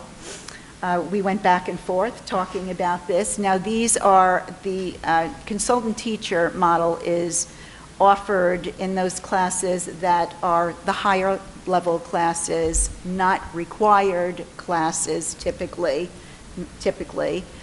We felt that this is a less restrictive model along the continuum of support services, and the parameters around it in terms of state education guidelines are different from the other. As I mentioned, it offers greater flexibility. It's a minimum of 2 hours, and you can go up for the entire, the entire week, Monday through Friday, offering that level of support, or you can have it on a Monday or a Friday for a minimum of 2 hours, okay? Whereas the ICT model has many, many restrictions around it in terms of the number of special needs students that can access a given class, a maximum of 12 students, as well as not having more than 50% of the class be students who have IEPs. So it just offers tremendous, flexibility moving forward to, I think about, the future years here, implementing that model. I think other districts are also moving forward with this model, not abandoning, the wonderful work that is done in an ICT, and that is a foundational program here in this district, and I applaud that, and that should continue. But I think that this has a place also in the district, and we're very, very pleased to introduce it. Consultant teacher at the elementary school, I think, is a great addition to that program, because we're able to support students who are in the general education classroom. So there has been, over the years in this district, a very, very heavy reliance on ICT, and that can be, in the eyes of many, the one and only program, option, other than like a resource room, perhaps. This offers another level of support. I think it's a terrific, introduction, and it's a wise use of our human resources. That's great. Yeah. Thank you. I mean, it's important to know, Jean, with the 3 principals, worked exhaustively on a lot of this, modifications and all the rest, yes. And then Mariangela Sanchez is at the table now, also was working very actively. So I think either now or a little later, we'll get to questions fast, but that interaction was pivotal. I mean, the consultant teacher was an idea for a couple of years at Hillside, really rolled up the sleeves, the 4 of you, meaning including Mike, to sort of sort that out. Key work up at the high school and then also very much at the middle school, but wouldn't you concur? I mean, it's been very much a shared effort. Oh, absolutely. Across and months in between. Yes, and obviously, yes. both assistant supers digging Yes. in a lot Yeah. too. Yeah, so. no, I'm incredibly grateful for the support and the collaboration with all of our principals, as I mentioned previously, and Mary Angela, instrumental in all of our initiatives here. So thank you, thank you, thank you, and thank you. Yeah, and let me just say one thing, and I'll get out of the way so we can keep moving. But I've done a set of focus groups the last week with staff and with families regarding the move for a new assistant super. And one of the things that concerns, plus I've gone out in the region for a 3-day visit, there's a tendency historically of special ed to be in silos, or to be siloed off, to give it a verb and noun, whatever that is. But we're working hard, certainly at the leadership of the district, to not get stuck in those silos, work across. Obviously, teacher to teacher, there's a lot of engagement, connecting. We can do more on that, but I really think it's fair to say Hastings is really working hard to build those connections across. Our families want that, they're demanding it. We're working hard to respond to that. So, you want to keep moving, and then we'll get to Q&A. So again, each area here is the way we need to budget code it, and some are standalones. So we spoke about the ELL, and it was mentioned earlier there'll be a slight increase there based upon a recommendation to establish the center in the middle. I believe it mostly is hitting the middle school. Instructional media, just to give you all of you a sense of what is covered in each area. This is the area of our library, the librarians and some of the support staff that works there, and books and things such as that. Slight decrease there, and that just really has to do with supervision of the library by non-instructional. Under instructional technology, again, this is an area of the budget. It has continued to be a growth area of the budget, and not so much as that we're adding, it's just that everything just costs a lot more money in terms of the maintenance and oversight of our infrastructure and just replacement and softwares and all different types of instructional softwares that are quite costly. So again, you can see there it's about, in the area of technology, we're looking at a close to 10% growth, and again, with nothing new, just rather reflecting the current costs of this department. And just some examples of some of the instructional softwares that we use.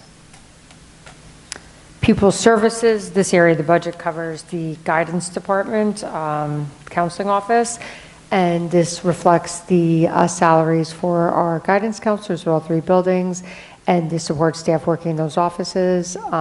It also includes all of our, in particular, middle and high school counselors work days over the summer to ensure that student schedules are done. There's some money from homebound instruction, but again, nothing significant change in this area. School psychologists, this represents the salaries of all of our various school psychologists, some district-wide and some school-based. You can see the increases are primarily driven about contractual increases. As Bill had mentioned earlier, we're happy that this budget reflects a continuation of all co-curricular, and then we'll touch upon sports. And the increase here is to reflect, this year we are supporting the Frost Valley trip, and because of trips when they go out like that, just as an example, these chaperones that the district pays on those trips are about $12,000 to $15,000 of cost for us. So as we continue to support, I mean, right now we only have that trip built in, but you know, although not a huge amount of money, but again, as we think about expanding those trips, that was included in this budget this year. And again, you know, all of the things here are just kind of showing all the things that are supported. Within the interscholastic athletics, again, no reduction, and as you may remember, especially in both co-curricular and sports, each year, you know, we've continued to add one, sometimes to 2 to 3 different offerings in co-curricular and in sports. And you know, one of the things is that's wonderful, and even Drew, I think last year, if you remember, we added the ski team. But what we are finding, or what Drew is struggling with, is that the cost of even the equipment and things, and you know, you may sometimes hear people say, you know, we don't have new uniforms, all the rest, and really, he had requested even additional money he would have liked to seen, but what he, just as an example, like balls and things like that, they're like 2 to 3 times what they cost. So I say that to say we spend a lot of money in sports, but I think part of the fact that we offer so much is wonderful, but because of that, sometimes we may not always have the newest things and all the rest. But you know, we did try to increase some of his budgets here because, again, just the last few years, the cost of running the interscholastic program has grown significantly, and this across the board. So we have a small increase there, and this just reflects our this year's participation numbers. So although it does touch a lot of students, so continue. continue to support that. And again, this is just another graphical representation of that. And we are done, so. No, let me just emphasize, because the budget earlier, a few slides, speaks to within pupil services, school counseling, and our psychologists. That's a critical area of investment in high-quality work. Lori was mentioned earlier, critical new addition for us, really K through 12 leadership work there. I think in future years, we'll see some innovations there within the budget, certainly holding strong for this coming year. But that's a key area in a variety of ways. And so while this is a budget presentation, all through has been narratives about the key people. So I just want to underscore that our counseling department, our psychologists, our social workers, the fact we're able to have those individuals in a pretty good ratio relative to students, we're maintaining that, and we're really pleased with that, great leadership we're getting from Lori in a variety of ways. So I just want to, before we go to questions, just flag that. So at this point, we can go to questions. Kept everybody here because they're the ones who helped build this. Board, see what else you want to learn, follow up on. There have to be questions. How many total FTE positions were listed there if we added them all up? Well, I do include, I think we have 6.8, but that also includes like teacher assistants, which are considered instructional staff. And is that inclusive of anticipated retirements? Is that above what we anticipate? Well, I mean, it's actually, if I take out the non-replacement of one retiree, it's 5.8 was an increase to the budget.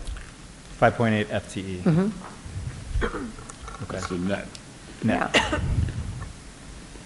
And again, that could shift in terms of, and that doesn't include the teacher aide positions, because teacher assistants we include in the instructional, but. And how much is that? That was 2. 2. And that potentially between now and when the budget is finalized, that could grow. And just looking at increase in student population versus increase of FTEs. So how do we justify 5.8 increase in FTE with a student population that isn't increasing at that same rate? Right. I mean, I think a lot of it's within special ed. Yeah. Gene, I don't know if you want to speak to its needs.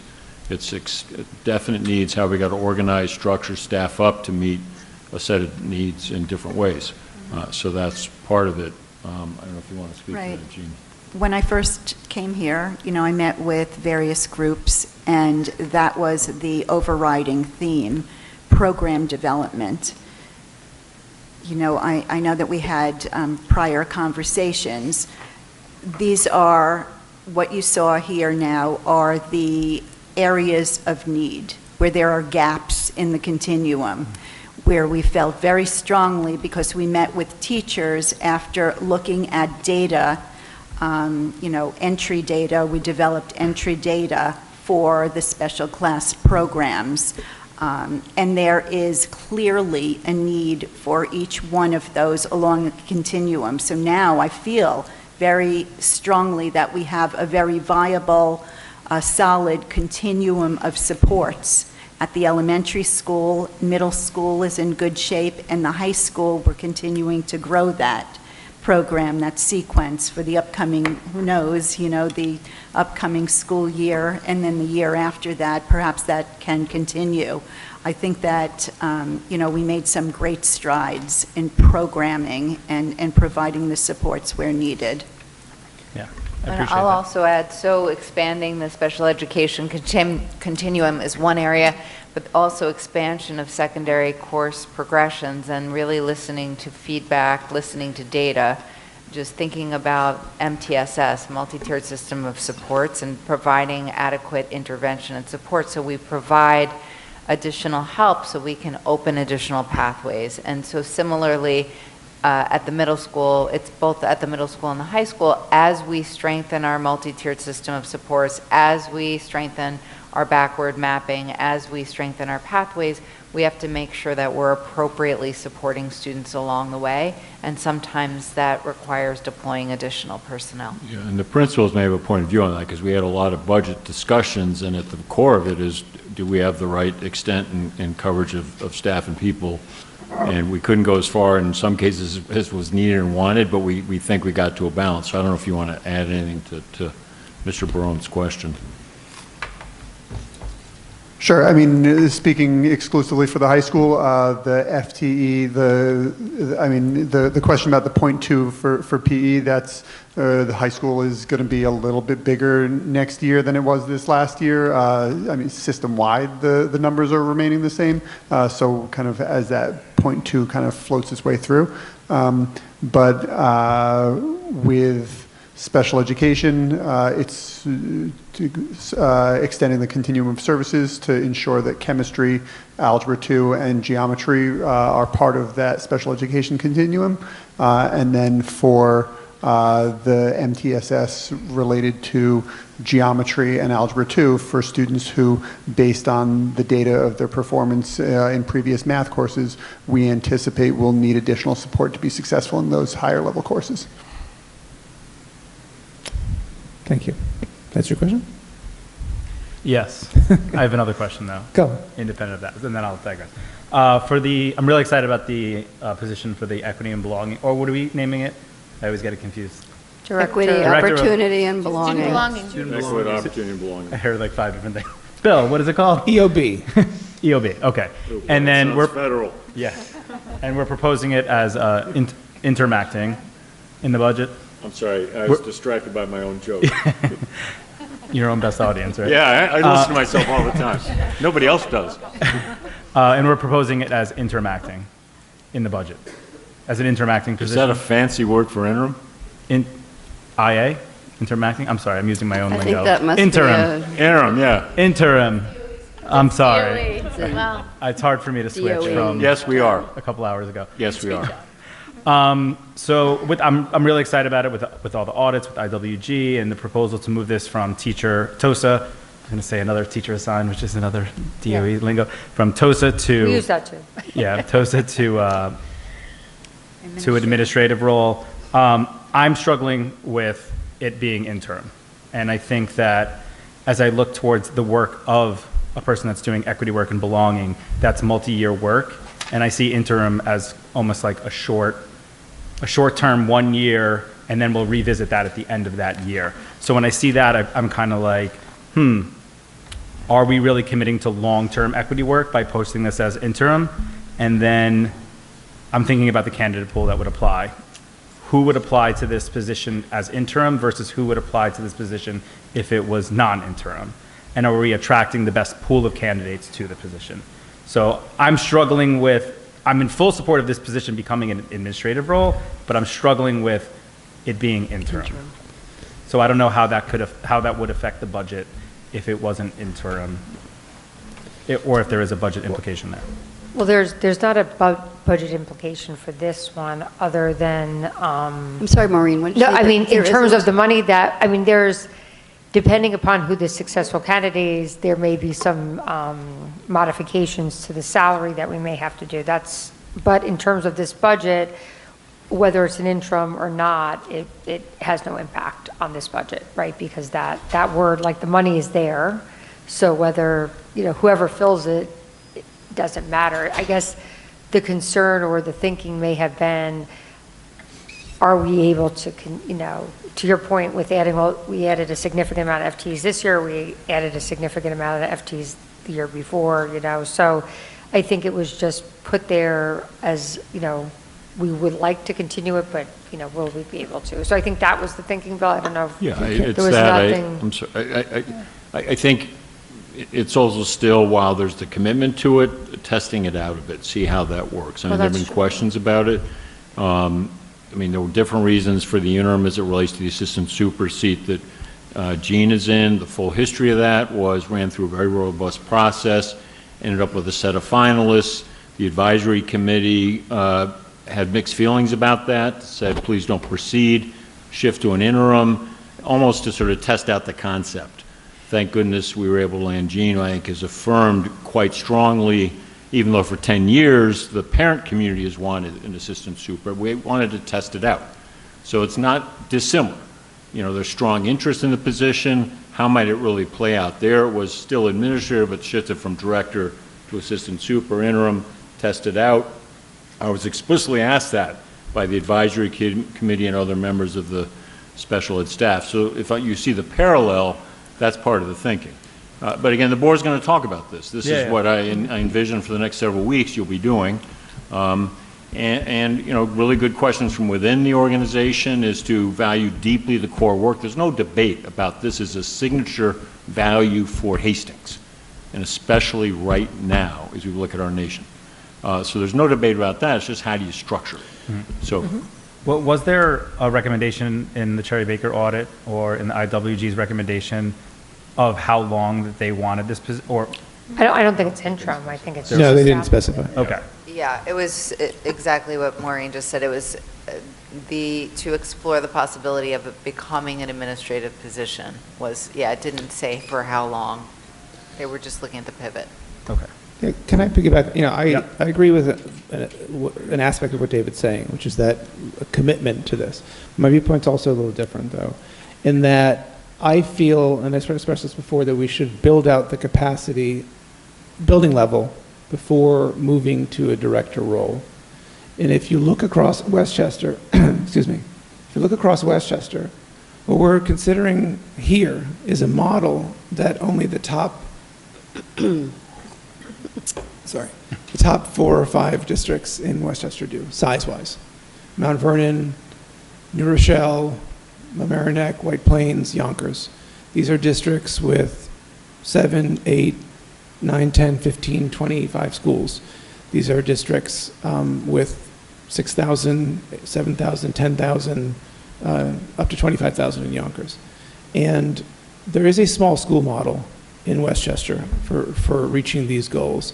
And I would like us to have explored what that looks like. And if we implement that, not interim, if we make a commitment to that and we build something that's durable and move towards a directorship, if it's needed, if that's the assessment we make. We're not making an assessment 12 months from now, which I think is a little ersatz, like what changed in 12 months, do we want this or not? We're making a commitment to build towards whatever goal, whatever presents us, whatever problem we need to address in the future. And we don't need to get into sort of this moment, but one thing we haven't talked about, and I guess we will tonight, is the entire budget, the precariousness of it. Because 2 little headlines, I think for a lot of us, we're finally feeling like this is what we envisioned for this school district in so many ways, in special education, in the math. But when we actually look at the numbers, it's very daunting. There's a lot of concerns, not just for us locally, but how as a district we can weather what might be coming down. And we can look at that a little bit. But anyway, I just want to put that out there. So by building building level capacity, what do you mean by that? So like, if you look at, small districts do it all different, and it's actually hard to find the information because it's not really like standardized, right? But there's always some administrative layer. A lot of times it's assistant principals, a lot of times it's principals. Then they have, we talked about, we've changed the terminology, the building level inclusion coordinators, the Schedule Bs. Mm-hmm. The Schedule Bs are built out. There could be a third-party consultant that brings in programming. One thing that came up to us, we looked at, in the interview, some of the program that Mamaroneck had, the establishment of peer-to-peer programs, stuff like that. So I can't say how anybody does it, because each small district, and we're talking even larger than us, Tarrytown, Ardsley, they do it differently. But I think that even if we end up here right now, I feel like we should take a peek at that and help people take a peek at that so that the budget doesn't become a referendum on any one thing. So that's my feeling. Okay. So I want to just pull back for a minute and thank everybody. I mean, Maureen, the time and effort that you put into this and doing it and reworking it is amazing and remarkable. I thought this was an excellent budget presentation. Really good. Felt more full of life than other years. And I want to thank the principals, Amy, Andy, and Dan. It was really lovely to have you here. You're here for a long time for your little bit of school's presentation, but it means something, I think, when we're trying to think about this. And hearing about math and special ed, it sort of brings, we've been here already for 2 hours going over the budget, and we knew this would be a long meeting. And it is very daunting. But there's a kind of a hopefulness in the way you present it. And yet it's like we're having all these increases, and I keep thinking, but how are we staying under the tax cap? How are we staying under the tax cap? And it seems as if we are somehow so far, at least at this moment, or hopefully for this year. And I think there are things that we're going to have to talk about and toss around a little bit, although I think we all know that if we add something, something has to go, and we don't want anything to go. In fact, we want more. And in terms of this position, I think we have to think about it and talk about it. I don't see it the way you do. I don't think it's at... Speaking to the mic so the people... Yeah, I don't think it's at like the building level. This has to be something with someone having oversight of the whole, of whatever program we're doing and at each building, or else I think it just becomes too scattered. And I think just like over time we've learned that we really needed to kind of wrap our hands around special ed. And Jean, I really thank you and appreciate and wish you could just stay and have your wisdom here with us. But what you've brought to us has been really incredibly valuable. And I think that we all have to have our priorities and make choices. And I think that this kind of position in this district, and finally at this time, I think we know that there is really a need for it. How we do it, I think there are pros and cons to interim versus permanent. And I could think of good reasons to do interim. I also hear Dave when he says, are we going to attract the best person if it's an interim position?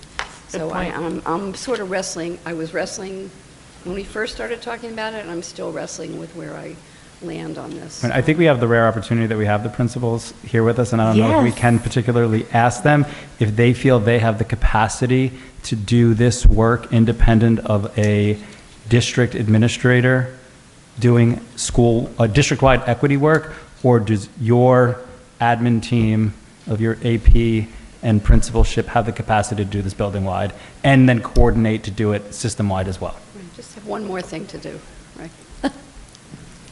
So I think the high level of diversity work that needs to be done in the district has to be led by somebody with great expertise. So whether it is an administrator, as you're talking about, whether it is a consultant, years ago we didn't have a position, and years ago we had a wonderful partner, and the partner worked with us to be able to make sure that we were anchored in the right work. So I think, similarly to anything else, ELA, math, we're always looking for experts in the field. So, I think we leave it to you to determine if it's a person who's on our staff. Obviously, a person on our staff would be a part of the team and a part of our everyday. In the same way, we've had wonderful consultants who have definitely helped us here. So I think either way that you decide to go could be successful. Good answer. I remain steadfast on the idea that true equity work lives in the instructional spaces. So I think that the board should just be considering that, right? That the work that we as, I'll speak for myself at FMS, we want to see that equity, belonging, inclusion live in the instructional spaces. And that's something that I'm constantly thinking about, how it comes up in our data and how we're responding to that data in order to close those gaps. Certainly it extends to, our DASA and Code of Conduct, which is a branch of this work, but I remain, to that core belief that this true work lives in the classroom spaces. The only thing that I would add that would kind of tie Amy and Dan's thoughts on that together is that I do strongly believe that there needs to be resource allocation towards that goal. right? So whether that's resource allocation towards staff on full-time staff with us, or whether that's resource allocation for a consultant on training around explicitly diversity, equity, and inclusion work, or it's resource allocation towards instructional expertise around curriculum and the way that the diversity work lives within that. I think that we would not be able to accomplish this work without allocating resources towards it. I think Amy said it well, that we trust you to begin to unpack some of the nuances of how that gets manifested. But from our end, we believe very, very deeply in it, and we know that it requires resources to get it done right. Yeah, and I might just suggest, because it came from the principals, listening to the assistant principals, layering in a couple of real needs in terms of supporting. And I think it's a correct blend, the sense of the Dignity Act work, the Code of Conduct work, and the evaluation work. The administrator can do that. You can't farm that out. A teacher can't do that. So I'm not advocating per se on that, but I think what's nice here is here's a set of key questions to figure out as to how it's organized. Mm-hmm. And I would just put that on the list quite clearly. And that emanated from the three of you plus three, meaning the six of you from the building, also listening to Lori and others. So just have to think on that. Yeah, if I could sort of pick that idea up also, I feel like, to me, one of the core equity issues is opportunity for students.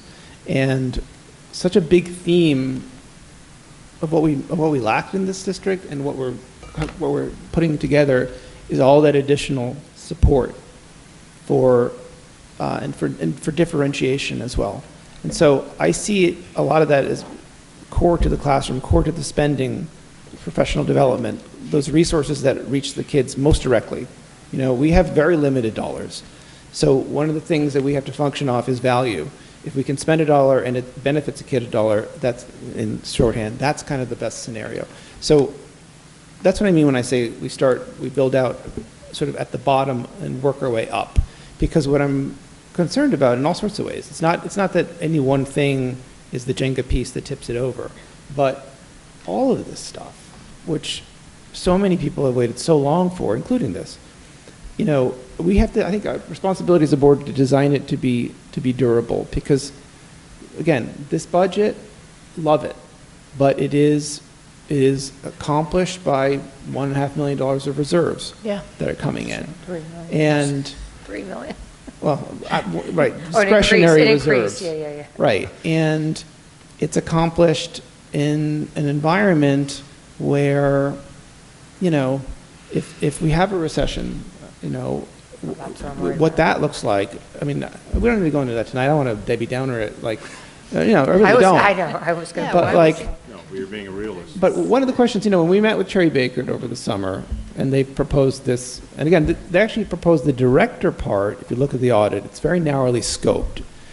Cherry Baker is a tax and consultancy firm. So what they audit, their perspective on auditing is not, it's the risk, right? And so what they flagged was the DASA process because it was leaky from their perspective, and they consider that a financial risk, because that's their outlook. If you look at their recommendations, the stuff that is actually student-facing was they put in the lowest category. It's got the green, you know, you don't have to worry about it right now. The things they flagged as most sort of, as in the red, were all sort of bureaucratic, higher-level things. So I just, you know, we can go back and look at that at some other time. But that's the lens that they were looking through. And so for me, I think we need to think about, you know, can we as a board define the goals, which I think are on that page already, and see if there's a way we can reach them that's going to be durable, that if we run into a budget shortfall, if we go into needing a tax cap override, which we probably will, or even next year. You know, I recall what happened 3 years ago when we had debt roll on, 4 years ago. When we had debt roll on, New York State gives you a larger allowable budget increase.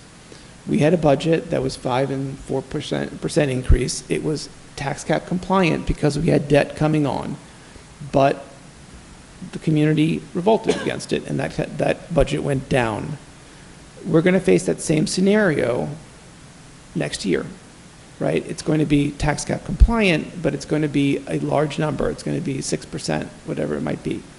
And even then, we're also on a trajectory towards a tax cap override vote.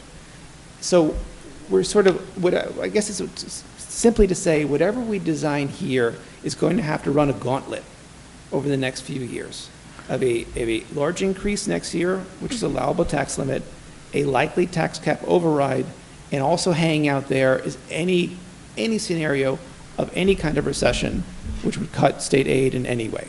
So we just have to be mindful of that. I think the value, sorry, you want to go? I think the value added of making this an administrative role and increasing the great work that Janice did and making this administrative, it uplifts the work to a higher level. And I think that the value added is as you attract a broad pool by it not being interim, right, and you see what they can offer, then all of a sudden we don't need to outsource to other vendors and other, I always use the word vendors, but consultants. Third party. Vendors or consultants, or any partners that we have to pay. All of a sudden, we've uplifted this to administrator who can all do this professional development themselves, or they bring in such a level of this work that the value added of this role now is shown by the work that they can bring to the district. So I think the value is there by not posting this as interim and really attracting a pool of candidates that have been entrenched in this work for a very long time, and they can really shift the narrative around equity that we want to shift within the district. I do think your narrative point is an important one. I had the privilege of attending a professional development last week sponsored by Northern Westchester Putnam BOCES, where our students spoke about their experiences, their lived experiences in our schools, which was positive in many ways, but also spoke of many, many challenges for students of color in our district to feel included and to feel fully realized as members of the Hastings community. And it really struck me that the students were sharing their experiences and doing the work that we should be doing as a district. They shouldn't have to be teaching us. Our district should be teaching each other all in all, through and through. So I thought that was really powerful. If you have a chance to attend Superintendent's Conference Day on Thursday, I'm not sure the time, but if you get a chance to hear those students speak, I think it's really important as we continue and have this conversation as a group. I also want to say, in terms of the budgeting, I think you're absolutely right, Alex, to be talking about how we're in a serious situation as a district. I would caution us to hinge it on this position. I think as a district, we really have to think about what our vision is, who we want to be, and then we have to look at our entire budget and look really with strict eyes and seeing what we can afford and what we can't, who we want to be. I think the move towards math has been tremendous. I think it's actually been a huge cost for families in terms of tutoring and hidden costs that we're addressing in this. I think with special ed, it's also a cost savings in the future for putting in new programs that can keep children in the district. So it's also that kind of planning and movement. I think that will make our budget stronger in the future. But I think when we have these conversations, we have to be sanguine, but we also have to be really careful and critical in all of our budgetary decisions, working with our school leaders to think about how we move forward in a responsible manner. Alex, I would say I absolutely appreciate you being practical and recognizing that one of our main jobs as a board is to be fiscally responsible. And I don't know that this position pretty much has been living sort of in an ambiguous kind of place, and it really hasn't worked. You know, some of it has fallen on the shoulders of the building leader. Some of it has been with Dr. Toledo. And we aren't really feeling a cultural shift that only a person with oversight and knowledge of everything that is happening in the 3 different schools can have. And I would agree that posting this as an interim is not going to bring in the talent that we need, someone who's passionate about this work, someone who wants to find a home. Are they going to apply for an interim position? But I do think we need to look at this budget because it's super tight. This is like going to get me struck with lightning, but there's like a lot of salary increase, like everybody's got a salary increase. And, you know, it's a very tight budget. Everybody deserves to get paid well, please. I'm an educator. But like, it scares me when it's just a constant, like, you know, upward trajectory, and it's just, that's a little scary. But I do feel that you know, we can't put this, we need an expert. We need somebody who has dedicated themselves educationally and experientially in this realm. Yeah, I don't disagree. My only point would be, you know, again, with money, what's always useful to us as a small district is flexibility. And we talk about, and I also don't disagree that this would eventually end up with a directorship. I think that's natural. But I think preserving flexibility as we try to navigate kind of a whitewater rapids budgetarily over the next 2-3 years, it just I can't avoid thinking about it like that, because as amazing as it feels to hear all this, and it absolutely feels amazing, it really worries me how monetarily precarious it is, because, you know, the only thing we can ever cut really is people, teachers, class sizes, you know, things like that. Consultants. And programs. I mean, there's a lot that right, can be but it's like everything hurts. You know? Absolutely. So it's. But these are the tough decisions they also, you know. Yeah. But I also don't think we should, you know, I really appreciate you saying, like, what is the perspective of that audit? What is it, Cherry Baker. Cherry Baker. Where do they live in terms of their priorities? I really appreciate you dissecting that for us. I think it's important. But while that is true, it's not the first time we've heard that. You know, it's not like we're just hearing one thing and running with it. I don't disregard it, but I really feel like it's up to us in a beneficial way as a board to say, what are the real goals we have for the students and as a population? Like, you know, I'll give you an example. I'm not, you know, disparaging Cherry Baker, but one of their red flags was the anonymous reporting, right? That was one of their key goals, because they felt, I guess, that was creating a liability, financial liability for the district. And when we looked into it, and if you recall, Having anonymous reporting was a financial liability? That's one of the things I don't know that they called it a financial liability. No, but if you read the risk analysis, there's a term of art there that's like, you know, affects the continuing operations of the school district, something like that. That's their lens. They're a tax and consultancy. That's their lens they look through. So one of the things they flagged as red was the lack of an anonymous reporting thing, right? Because I guess we didn't go over it in the meeting, but I guess they saw it as creating a liability. And when the administrators went and looked at it, you know, if you remember, that having an anonymous tip line would have been its own liability, because we couldn't monitor it 24/7 and we would have become responsible for it. So again, I'm not disparaging Terry Baker, but what I'm saying is they said that was a red flag, and when we went back to them and said that's not going to work for us, they said, okay, that's not a red flag. So I'm saying is kind of what's on the page. I don't have the slide in front of me, but it's really up to us to say what do we really want to solve, and let's make sure that the solution that we're picking, let's not argue from the solution, let's make sure that what we're picking, what we're designing will reach that, you know, be money well spent, and hopefully is survivable. Hopefully it's not something where if we come to a crisis that it's the obvious thing, we'll get rid of that, you know, knock it off, you know, because we have to jettison something. That's all. I just think we have to be thoughtful and careful about what we do and how we do it. Anonymous reporting. Oh, I'm sorry. I wanted to thank you. You know, you don't have to stay. You're welcome to. Don't you want to watch this debate as it unfolds in real time? Very early mornings tomorrow. Yeah, at the children. We do too. We'll be home in 10 minutes. Not actually 10 minutes. Yeah, that's true.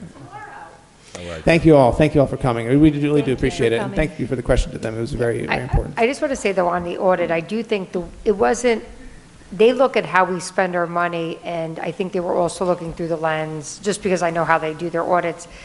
If you spend money in a particular area, I think the idea that they recommend administrators, because they may structurally think it didn't work correctly, they're looking like how you're spending your money, and they're looking at an area of like, if that money's invested, are you getting the return on your investment? And I think the recommendation, which in some ways in that regard, they're looking at it, assuming we're going to continue to fund it, or saying that they think it was best positioned as an administrator. So I think they also like, I think if we didn't have it, they wouldn't be recommending that we hire a person, and that they were looking at how a functional area of our budget that we invest money in, and if the way it was currently structured, only because Melissa and I had met with them, and that was something in their analysis. I don't know if that was presented to you that way, but they were saying that in the current structure, they don't know if we were getting the intended outcomes. So I think that was part of their recommendation. And to that point, Maureen, they would not have found anything if we didn't have the position. Correct, right. Right? It's not like they came in and was like, you know what you need, but they're position. looking at, hey, you spend X amount of money in this area of your budget, and we don't know if the current structure as it's, in your budget is potentially able to address some of the concerns. And again, it was based on interviews and what people think the job should, and they kind of use that as in its current configuration, right? So if we didn't have it, it wouldn't even be an area of the budget that would have been looked at all, quite frankly. I'm torn, honestly. I see both sides, but the fiscal piece of this really is, I think, front and center, and it is a really precarious time for the district. So I would be in favor of the interim with the option to convert, and that would give us the opportunity, number one, to have tough budget discussions, like really kind of look at everything with a fine-tooth comb and see where we might find savings. And number two, show the value of it as an administrative position, like as a higher level position, and a roadmap along with kind of the supports in the buildings. So to me, that's kind of the compromise that buys us some time. And interim may or may not get a good pool of candidates. It's all about timing, right? So if someone is on the market, we got Jean as an interim. We lucked out. Could we have gotten a better, more serious person? Honestly, you've changed the district in many ways, in such a great way. So I wouldn't rule out the fact that just by virtue of it being interim, it's all about timing and who's on the market at that time. And I think we should kind of cast it that way with flexibility, as if we do find the money, and if it does kind of have the roadmap for sustainability long-term, to your point, Alex, that we could then convert and not have to kind of have a different pool and the whole competitive thing comes up. So that would be my kind of what I would be for. My 2 cents on this, I guess I'll add my 2 cents on this.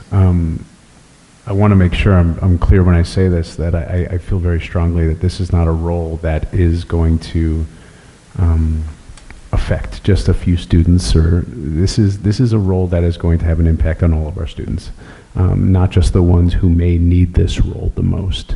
And for me, that's why I see this role as not just being incredible for our district, but necessary and mission critical for the kind of district that we want to be, which is why I want to support this role and make sure that we not only see it through for this year, but see it through for the future.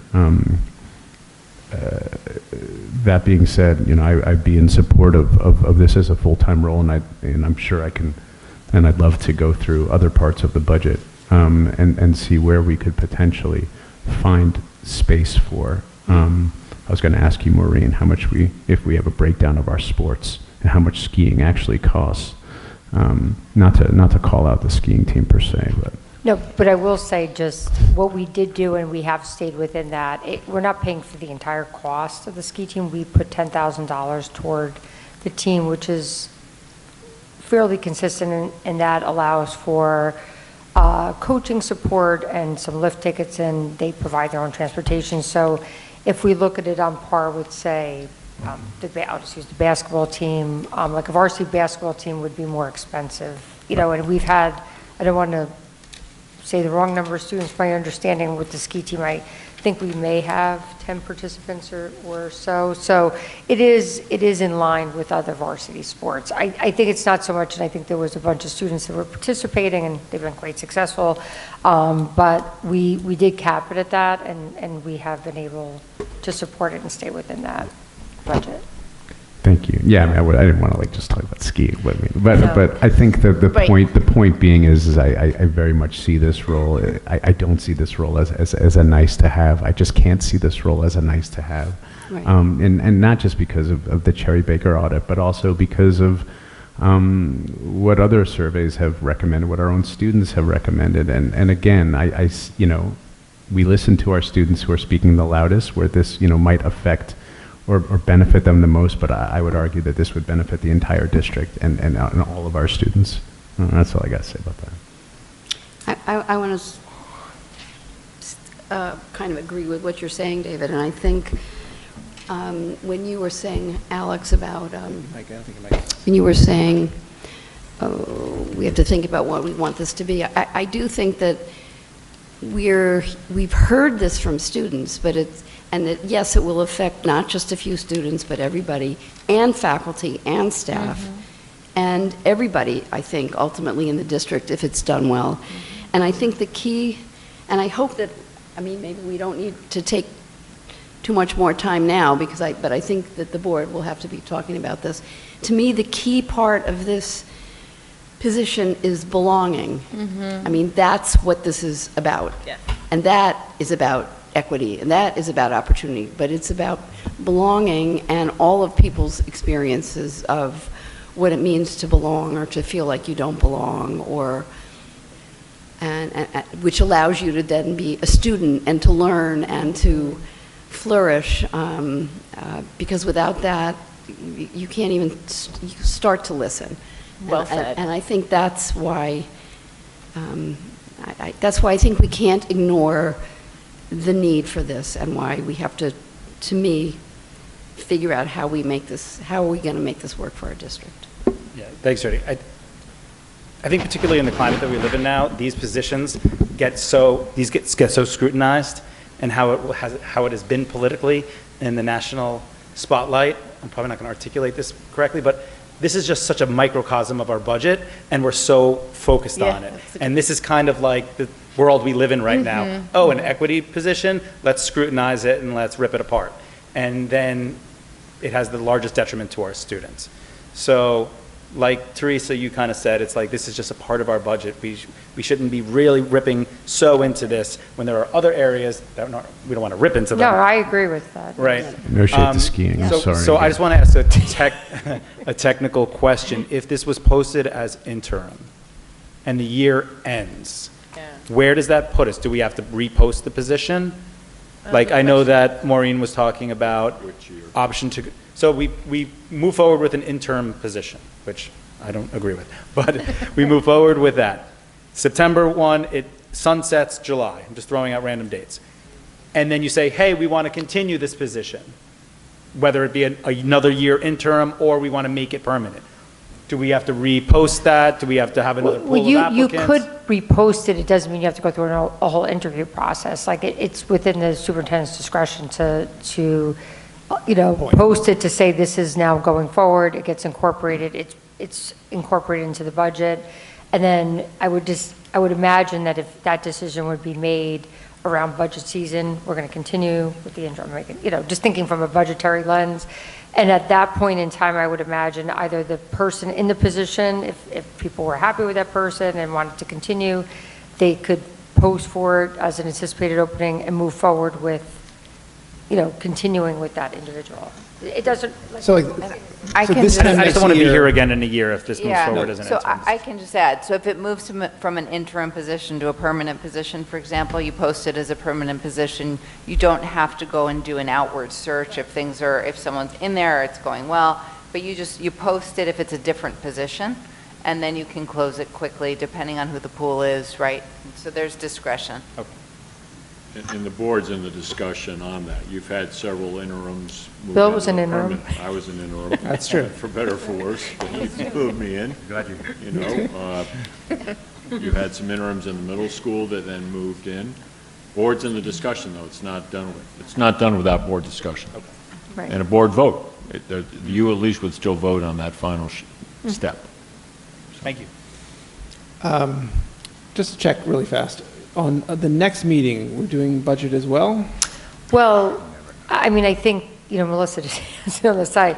We usually leave some time to discuss it. I think, you received a lot of information tonight, and I guess between now, there could be some adjustments and changes, and also it would allow, if the board had additional questions between now and the next board agenda or board meeting, you could provide those to us in advance. And like if there's an area of the budget you want to get more into, and even tonight we did go through as much, there's a lot there.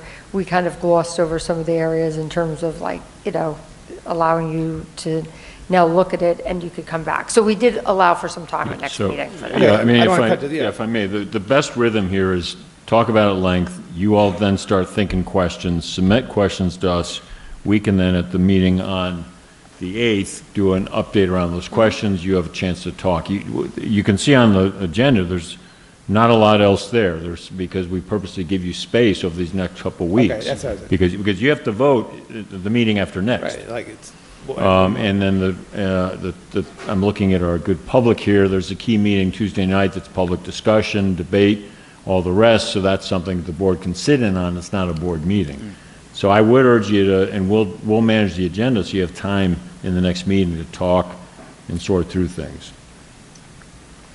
I just wanted to also compliment you, Maureen. I really liked kind of the highlights of what the growth was, why, and all of that, kind of the detail around the growth, I think was very, very helpful. Thank you. And thank you to Maureen and Catherine because they gave us some feedback in advance of this meeting, and we tried to incorporate that into what we presented tonight, and how we presented.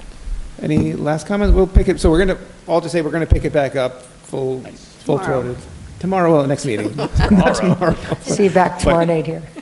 It was a good-looking document, too. So many icons, like so many. It was really It was a lot of work to get your words to fit in front of those icons. It was nice properly. to look. It was nice to look at. Yeah, it was lovely. We're good? Thank you all very much. Thank you. Ella, thank you for being so patient, listening to all of us for so long. We're going to go to you for the student report. Okay, so to start off, Affinity Club leaders and members went to Manhattanville University last Friday the 13th. You talking to the mic? Oh, I'm sorry. So Affinity Club leaders and members went to Manhattanville University last Friday, where they participated in a Changing Suburbs Institute Why This Is the Moment event, which is an annual education forum. And so this event focused on social change, equity, community, leadership, and more. And Affinity Club was the only student group to lead a workshop themselves, so very exciting. And they focused on student-driven approaches to belonging and community engagement. They presented on topics such as implicit bias in school environments and how to respond to difficult situations involving race in these contexts. They will also present this Thursday for Superintendent's Conference Day, and they really hope their voices are heard, especially with all the work they've been putting in, as also with the help of Dr. Janice Mateo Toledo. Also, last Saturday was WESF, which is one of the largest regional qualifying rounds where students have the opportunity to present their year-long work to professionals in the field who will come every year to judge. And so each student will have the hopes of qualifying for ISEF, which is, if I remember the acronym correctly, International Science and Engineering Fair. So over 800 people attend WESF, and everyone is expected to come in the science research program. And so tomorrow is the award ceremony from 6:30 to 8:30, which will be streamed. And I have a few shout outs to those who won, which we had 13 winners from our school. Wow. So I'm just going to list out their names here. So we have Andre Forrest, David Franco, Eden Goldman-Wetzler, Harley Griffin, Rian Kazmarzik and Henry Sliker, Lucas Kovac, Aiden Maloney, Adela Mihalcescu, Tavia Seitz, Catherine Sobel, Emerson Swart, Emily Taylor, and Karina Tucker. So congratulations. Yes, they're all seniors. Wow, very good. Fabulous. Wow. And so also a shout out to Ms. Banfield and Ms. Shandroff for handling this expanded program. And also they have met with every single student one-on-one to make sure their research is on their way and that they have all the guidance and help that they need. So truly without our teachers, this whole program and everything would not be possible. Yesterday we gathered for assembly where we went over the various accomplishments as I previously mentioned, and also within this presentation our principals addressed some recurring issues with the bathrooms and the foam policy. So specifically in the boys' alcove there were soaked paper towels thrown on the walls, toilets wrapped in toilet paper and wet so it would stick, as well as many other occurrences that left our staff with obscene messes to clean up. And so our principals certainly emphasized the mutual respect that goes into having a school building and also these people who clean the school building for our students and staff each day. And they also introduced a reinstatement of an aide specifically to monitor this second floor alcove boys bathroom, which will have a sign-in process and be locked during after school hours. We are also introduced to a new system that would override unexcused absences. So if your teacher says this is unexcused, you can submit a slip to Ms. Ware or Mr. Clayman, and they will override that so it turns into a excused absence. We are also clarified on the phone policy where we have to have our phones away the minute we enter school and until 2:45 or 3:15 if you participate in academic coaching. And they also introduced meetings with them at 11:15, and you can sign up. So students from any grade, no matter if you're in student union or a board liaison, you will be able to have actual meetings where you can discuss topics that of your concerns or any ideas you have to our principals.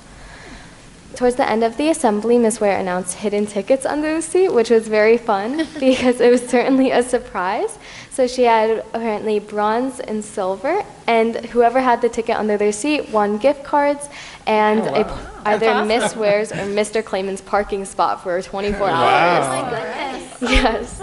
Can I just add, because Mae Weinstein won the $6 really? McDonald's gift certificate and parking spot, I just want to give them a shout out, please. Yes. So, and you're using the parking spot, right? I think she's trying to get rid of the parking spot. She's only a freshman. She doesn't drive. She's selling it. That's awesome. Sorry. No worries. And then finally, when it was time for the golden ticket, Emmy Taylor, our president, our school president, and Michael Layden, our school vice president, both had one ticket, which opened their announcements to the Hastings High School Olympics. So they opened up with a skit. And like always, Spirit Week will lead, well, next week, I believe, is Spirit Week. And this leads to our grade-wide competition in the Olympics, which will be next Friday. And we always look forward to the games, the contests, and of course, the annual lip sync competition at the end of the day. So each grade will get to perform their own lip sync choreography and songs. So we certainly look forward to that. And then very finally, just a shout out for the FMS Spring Musical, Mean Girls, which is on the 26th and 27th. And as always, I highly suggest everyone to attend, especially because my friend's little sister is in it. Oh, that's nice. Nice. Excellent. Al. Thank you very much. Feel free to, I'm sure you have a lot of work to do. Moving on, the superintendent report is just a posted report, right? You're not Yes, going to pull anything yes. out. Does that include the cabinet report? Yes. All down the line? Sprint. This Okay. is the sprint phase. So we're going to move to public comment. Oh, I'm sorry? Yes, we're going to welcome public comment. Thank you all for being so patient. There's a sign-up sheet, and there's a mic there.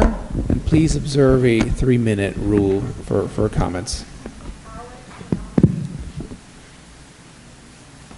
Hey, welcome. Hi, thank you. Alex Janowski. I'm going to pull the mic out, otherwise they won't hear you at home. Yeah. Alex Janowski. I've got 2 6th graders who you heard from last week and a 4th grader. And I just want to start out by saying that I'm really appreciative and largely impressed with the work that Dr. Schmansky in particular has put into the math progressions. Unfortunately, there is some unanswered questions. My students were here at the last meeting advocating for themselves, for the opportunity to take algebra as 7th graders, which is a progression that exists in countless districts across the nation, in Westchester, in Fairfield County, has existed for decades. It's possible that some of the folks on this board even benefited from that progression, and we were basically just told that it's completely shut down without any explanation as to why. I really appreciate the data-driven approach, and I hope that it gets applied in this instance, and maybe we can find out some more information as to why this opportunity is being taken away. It's an opportunity that has existed in the district for years, as far back as we can remember. At the end of the day, we view this as an equity issue. The opportunity to meet students where they are. If you're ready to take Algebra 1, whether as a 7th grader, 8th grader, as a 9th grader, we think it's important that the district be able to provide that. It's not an extra budgetary resource.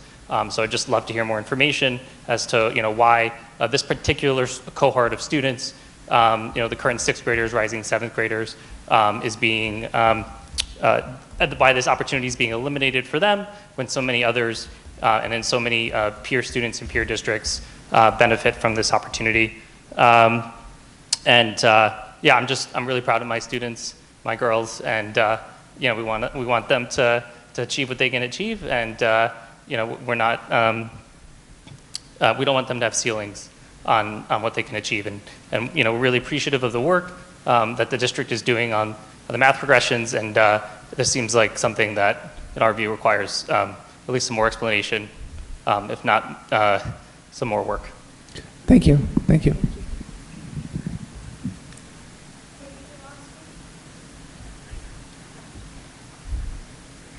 Hey, good evening.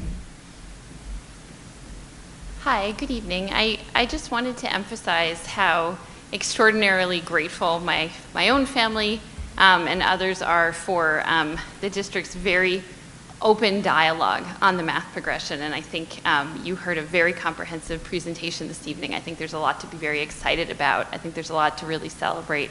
And I think that the district is looking at this from K through 12 and indeed beyond, setting our children up for success as they seek opportunities after high school.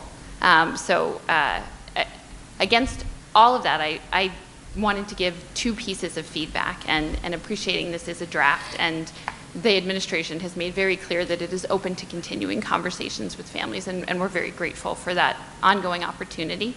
The first point I wanted to make was specific to equity. I think it was said this evening that equity is ultimately equity becomes a question of access to opportunity.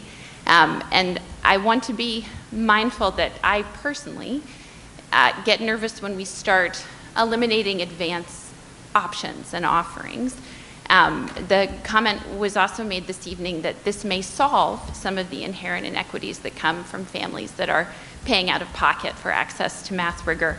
And indeed, my phone is blowing up. There's tremendous anxiety that is actually not the case, that this will double down on those existing inequities as families are being told and encouraged to seek math rigor or indeed to pay for it elsewhere. Families that are incurring substantial personal financial hardship in order to pay for outside tutoring, and also families that simply can't swing it and are in those positions as well where they feel that they are somehow denying their students something that they are passionate about or interested in.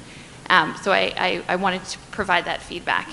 The second piece of feedback I wanted to provide is I just want to make sure that eliminating the 7th grade algebra option is a data-driven choice. If there are children who are right now objectively ready to take Algebra 1, their learning needs will not be met by the draft presentation that's been presented. So to the extent that there are students right now who are 6th graders that are ready to take Algebra 1, I want to be mindful of it's not clear to me that what they need is being met by this proposal and what they need is being eliminated. So I would request a data-driven look at the number of children that are ready for Algebra 1. Right now, in order to qualify for Algebra in 8th grade, there's going to be an objective placement test. I would ask that the district make that test available to the 7th graders as well. And let's find out how many kids are going to thrive and exceed in this exceptional model that's just been presented, and who else might need a little more. Thank you. Thank you.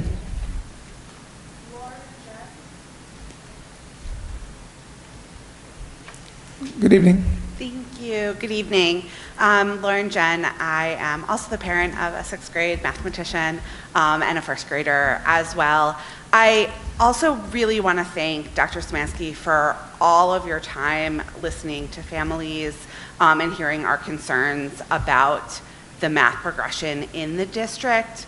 I want to echo some of the concerns and suggestions that were just said. I think that this accelerated pathway and what was presented today will meet the needs of a lot of our students, but not all of them. So I would encourage, if there is a possibility for individual testing, to allow those students who are ready to progress.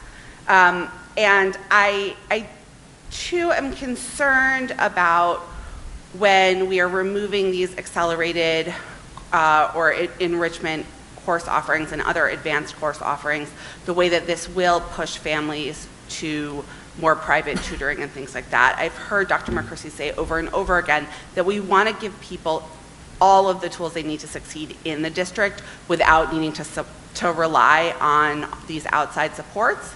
And I'm worried that that by removing this option, we may continue to perpetuate some of those inequities with those who can afford or who are prioritizing outside enrichment, continuing to prop up those scores.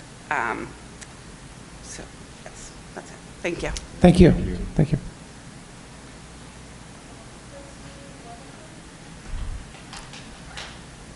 Hey, good evening. Hi. I am here. I'm very invested in the district. I have 4 young kids. My oldest is in 4th grade. I have 2 in Hillside and an incoming kindergartner next year. I want to thank you, everyone in the district, for the very thoughtful presentation tonight. I have a few comments about that. I'm appreciative of the special education consultant teacher that might float between classrooms, because ICT is somewhat the only answer but not the best answer for every child, and I have one of those myself who is in a mainstream class but does require a little bit more support for that teacher to be successful in certain areas. So I'm very excited about that strategic change to the way we're delivering services in the district, and I think it might help with some stigma that I know occurs in some of the middle and high school with regards to labeling ICT kids and kind of calling them out as my children get older. That's on my mind. So thank you very much for that.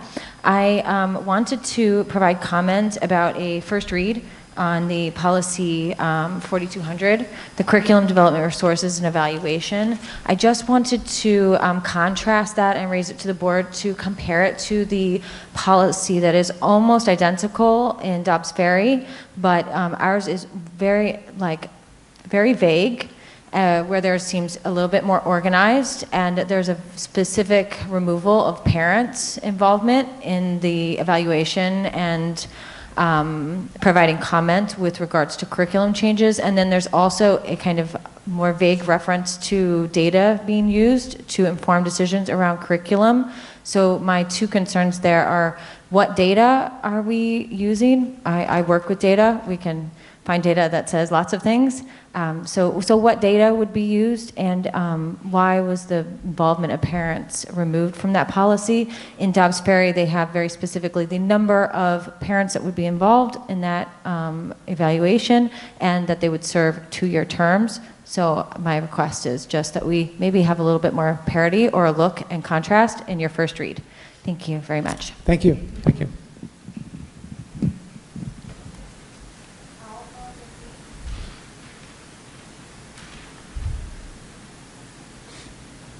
Good evening. Good evening. Hang on. Good evening. That sounds good. My name is Alva McKee. I have a 6th grader and 8th grader at Farragut Middle School, 2 boys. I want to comment on Dr. Szymanski's presentation on math. I want to firstly thank you for your leadership.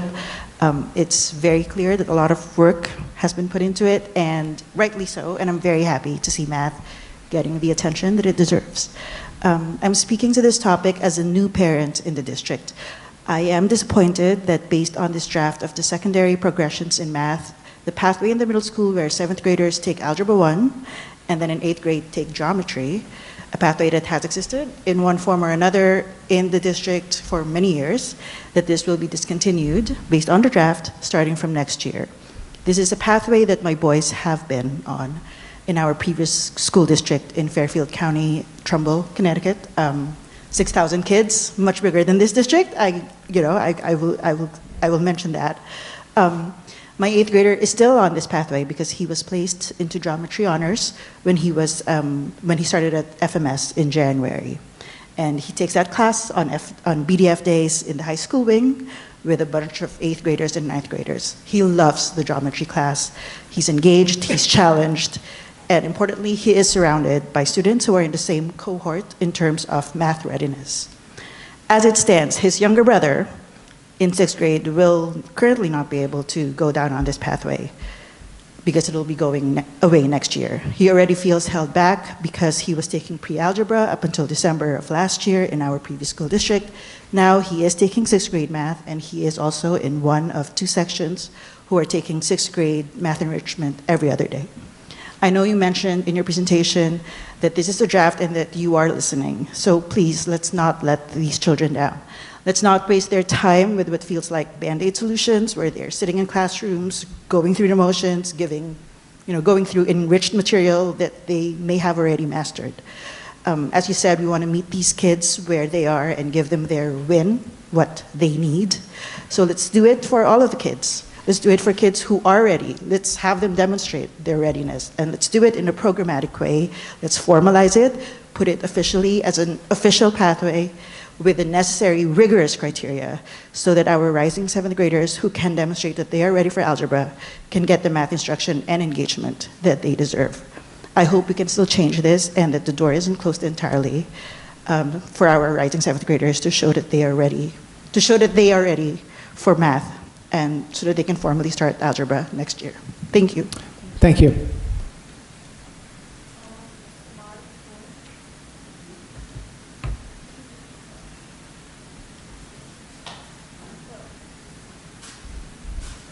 Hello. This is my emotional support animal. Hello. So basically, I took notes. Okay, so I have a question. I know you guys are not allowed to respond. I just think about it. I don't know. Your name and yeah. Okay. My name is Samadhi Poi. And my name is Taylor Rogero Hazel.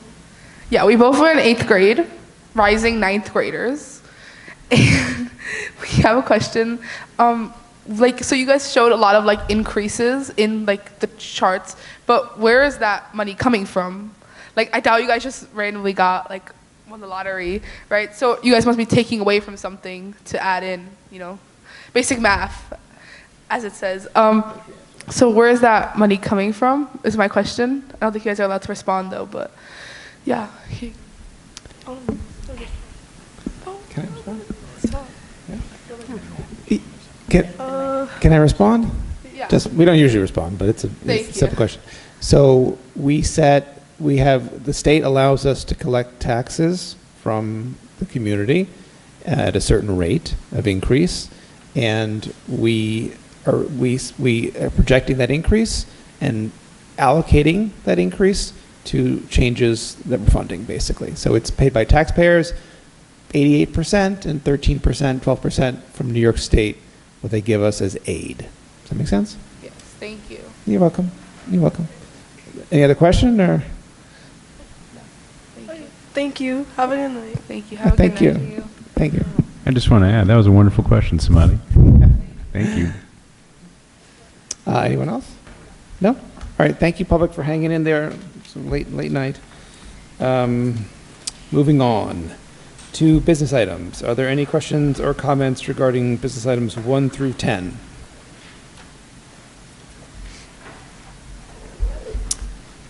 Is there a motion to approve business items 1 through 10? So moved. Is there a second? Second. All in favor? Aye. Thank you.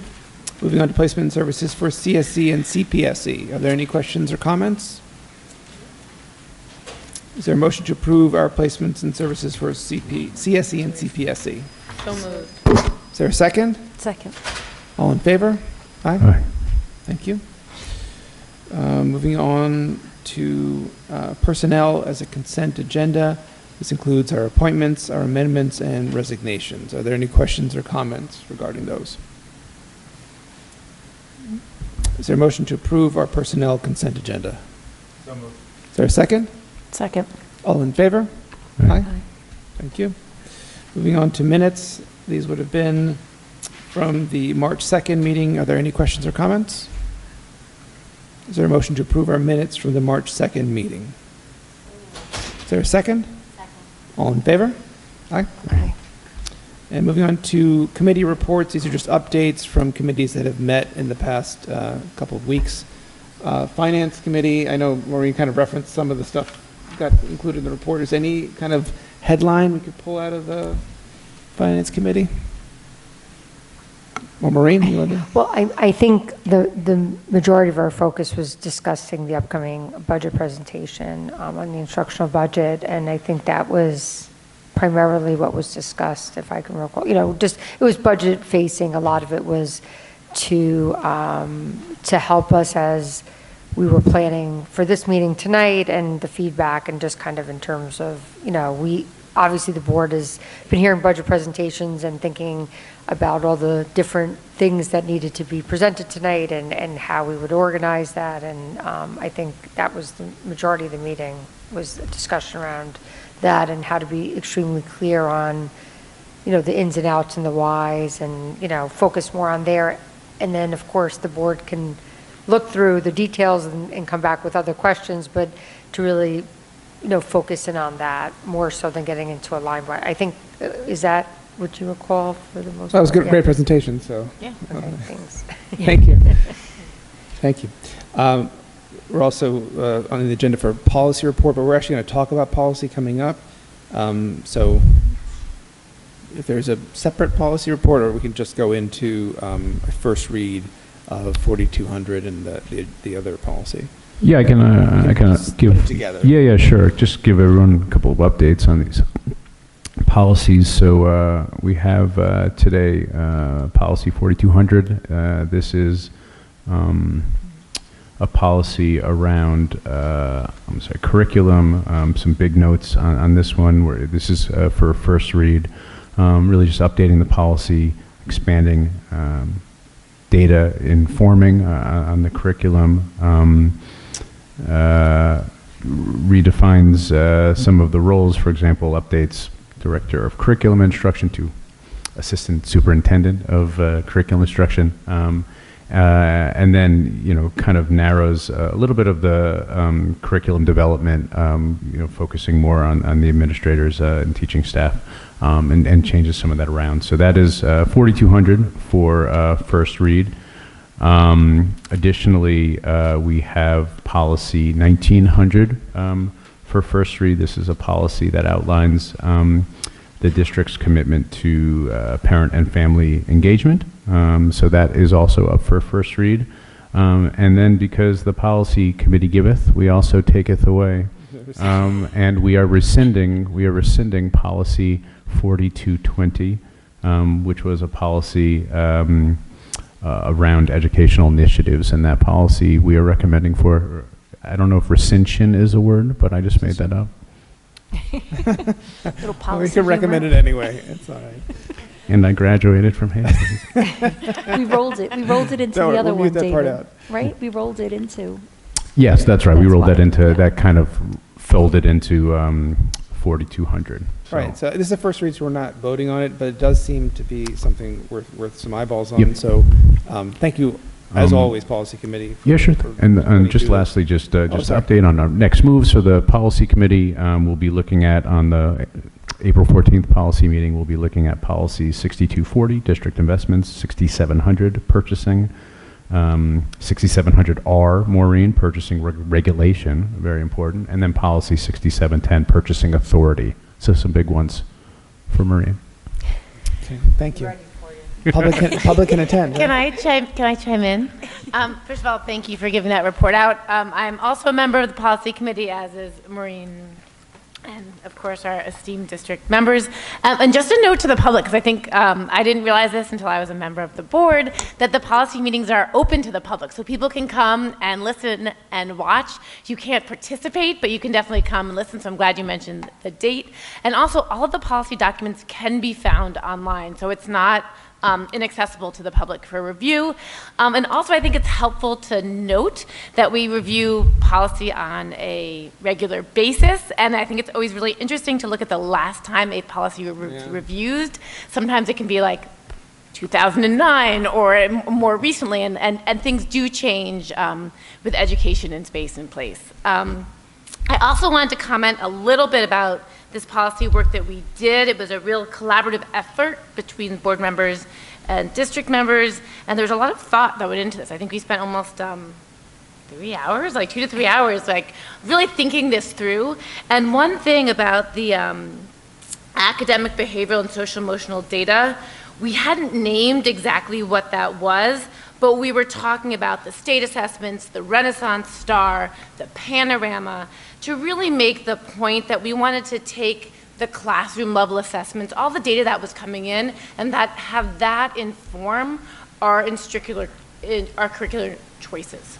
So that these were not just, oh, we need to do this, but that it really made sense for how and why and what we were doing. I think actually Dr. Szymanski spoke to that really well when you said, look, we're reimagining the slope and sequence of our math curriculum.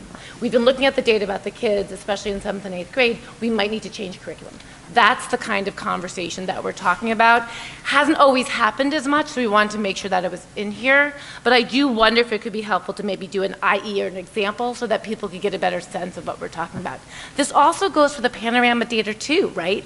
To figure out what social and emotional issues or needs our students might need better addressed in the curriculum in some way. So we really were being intentional about that. And the parents piece, I see that now. I don't think there was an intentional move to take out parents. I think we'll revisit that as a board. But I think we really did want to go through that implementation cycle of policy creation from the board level and then bringing it through the system from the principal, the building level implementation, and the teacher's implementation as well. So often this is a tricky process, and if it's not done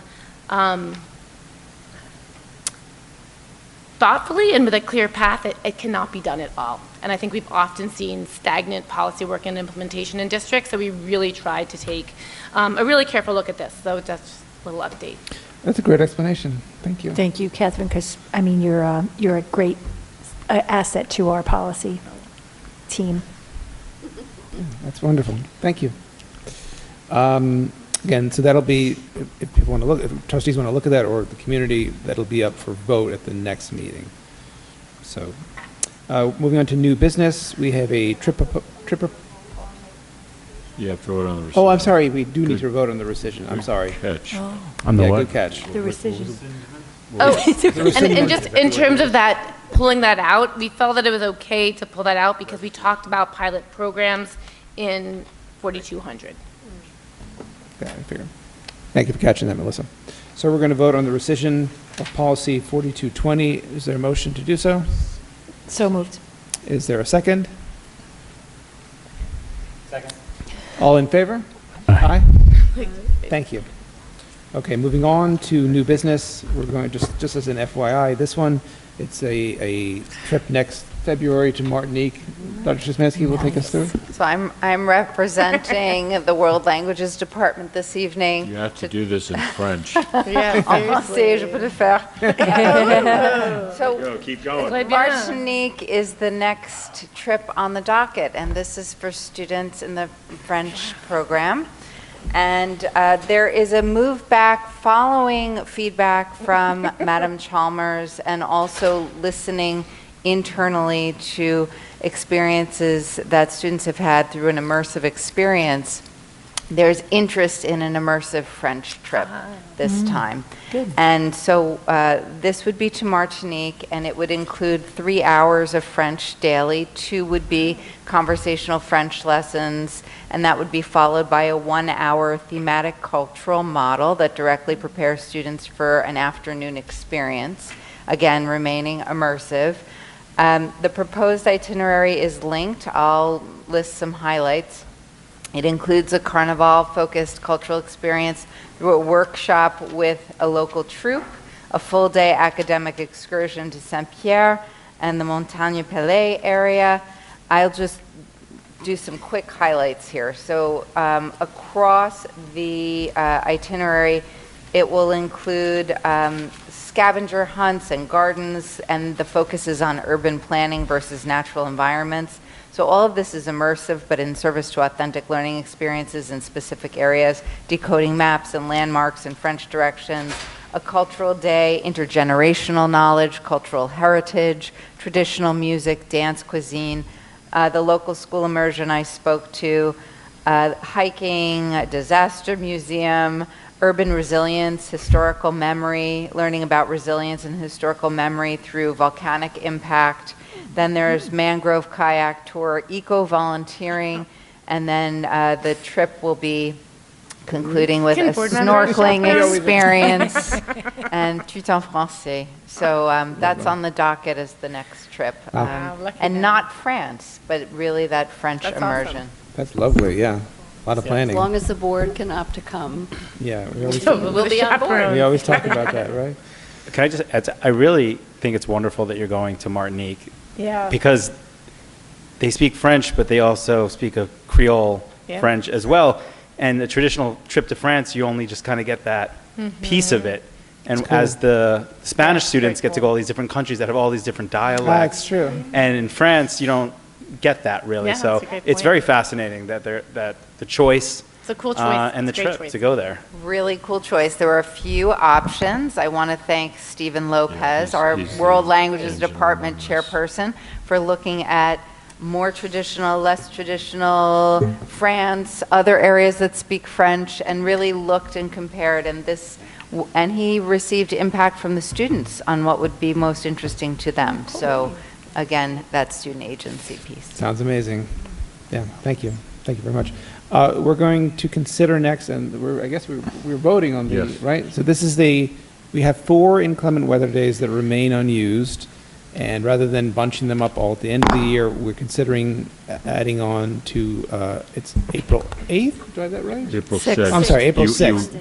We're trying to beat Monday. the April 8th meeting. Oh, that's right. Meaning if you don't vote tonight, this doesn't happen. Right, That's the so Monday, April 6th. No pressure.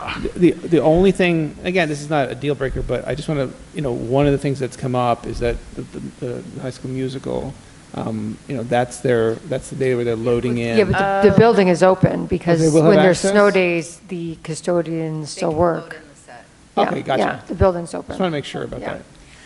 So I have a question. We had the late start this week, and we've had some other late starts. Have those all factored into snow day giveaways? Just to make sure. They don't. Yes, they don't count. so My work schedule has noted them. Yes, so in terms of the hours do matter, but Yeah. even with putting those in, it Like the would still heating, result in having. Still results. yeah. You add everything up. Yeah. Okay. And we I mean, had- it's close, but technically, we had looked at that with that concern. And we that had were to making give, our the hours. state gave back that one. They gave us back that one day, day. and they won't even count it against you, even if you had it. The Monday. Oh, that's When right. it was a We gave state a of statewide emergency. waiver. We initially had thought that was a day was out of our days, but that one is now being waived Oh. for every district, even whether you ask Interesting. for it Good or to not. know. Yeah, so that's part of what the equation is here. And so then those other ones come at the end of the year, is that right? Yes, the Well, not the plan, very end. yeah, the plan is on Memorial Day. April The next 8th meeting. to give you a tentative plan for that. Oh, okay.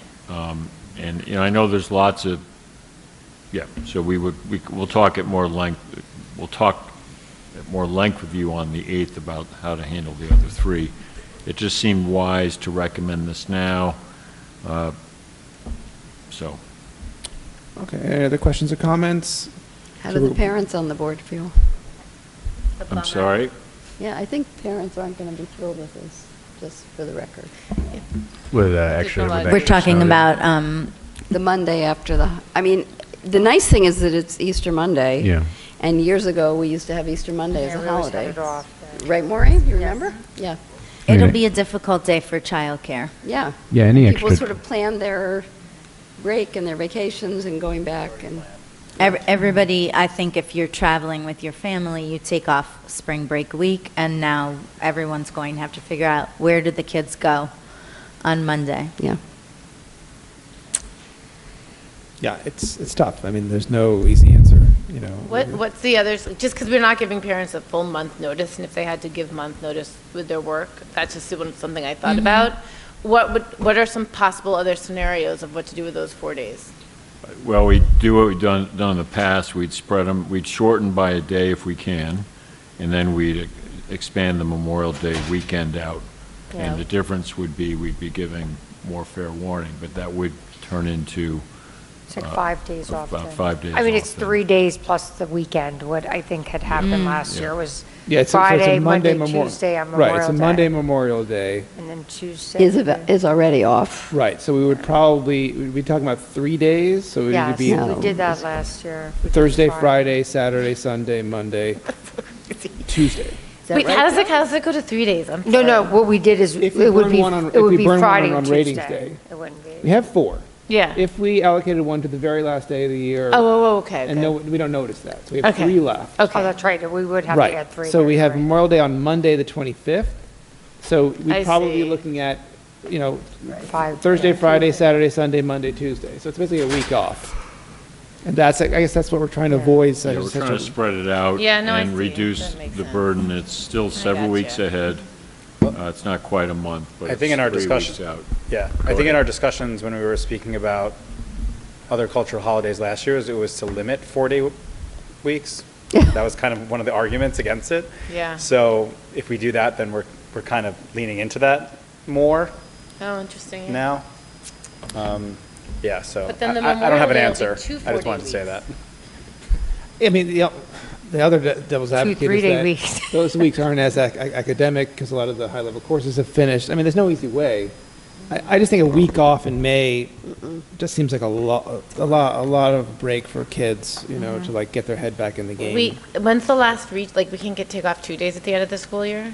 Usually we can't because When's you've the got last this. Regents? The exams and the rating day. You can bring it in What by day is 1. graduation? Is it the Wednesday? It's the There's no week way we can do before. 2? We've tried, we haven't. couldn't. It was something I like can't that. remember why. Because you're in an exam. Because that would be the easiest way, like Would in some be. ways, because some of the younger kids do leave for camp. I know, that's why I know Yeah. we've looked at it, because it does seem better for Yeah, I the mean, families that Because have the that last option. Regents is what? Yeah, and that's been always set a week early, so the last day of school right what's now the is the Regents rating day, Bill? 26th. Regents Day is the 25th. Yeah, the last Regents is That might be it. So seniors graduate on the 18th and then But it they has still something come to do with the school? Regents rating day that No, they're done. No, they're Enter done. Regents then. Yeah. I mean, Do people maybe. take the physics Regents in our district? Physics, is that the day? No, we don't. Yeah, well, I No, mean, I know, that's what I was but saying, we don't want to not be in school on Regents when there are Regents being offered, so. So I would just say that the earlier we get to know, the better for annual reviews, because I am sure Yeah. that we're going to have to reschedule many meetings, and a lot of people are involved, so I just hope that we could find out sooner rather Well, than later. I mean, Jen, that's why we brought it tonight. So, I Yeah. mean, the board may not want to do this, and I think at that point, then you have to figure out how to use those 4 days later, and they will pile up. I mean, my thought was, it's about 3 weeks advance notice, you know, and see how we can handle that. I also do note that the APs are on May 4th, so it's like a month away from the APs too. So it's tricky timing. I think if you're going to couple it with Memorial Day, it might be better. I don't know. It's not great any which way. The right? Wednesday is a Muslim holiday. I know that any city employees are probably not working that day. Which so that might- Wednesday? It's a what holiday? Wednesday's Eid. Which day? No? The Wednesday after Memorial Day. Gotcha. Yeah, Is it we're not season? taking that one. We're not taking But it, you but could just give it this But if, Monday. I would say that if you want to limit, you want to keep as many 5-day weeks as possible instead of give Friday, Monday, Tuesday, Wednesday. an extension of it that way, so you have a 5-day week, then it's just a 2-day week, but you're giving families a lot of notice of an extension of Memorial Day? Wait, Ella, what do you think? You would need, you're still here. You're I thought she laughed because, I can't say I have much input because I don't really know like how the teachers have set up how they want us to like for review days and how we have to get through the rest of the AP curriculum. That'd probably be the main concern. And then also I know I have rehearsal somehow from like 9 to 3 on April 6th anyway. So I'm not really sure how like all this would play out in the long run. Wow, okay. The only problem with, there's 3 days, and we already have Monday off, so you'd end up with a 1-day week if you pushed it like that. Unless you took the Friday off, then you'd be Friday, then Monday, Tuesday, Wednesday.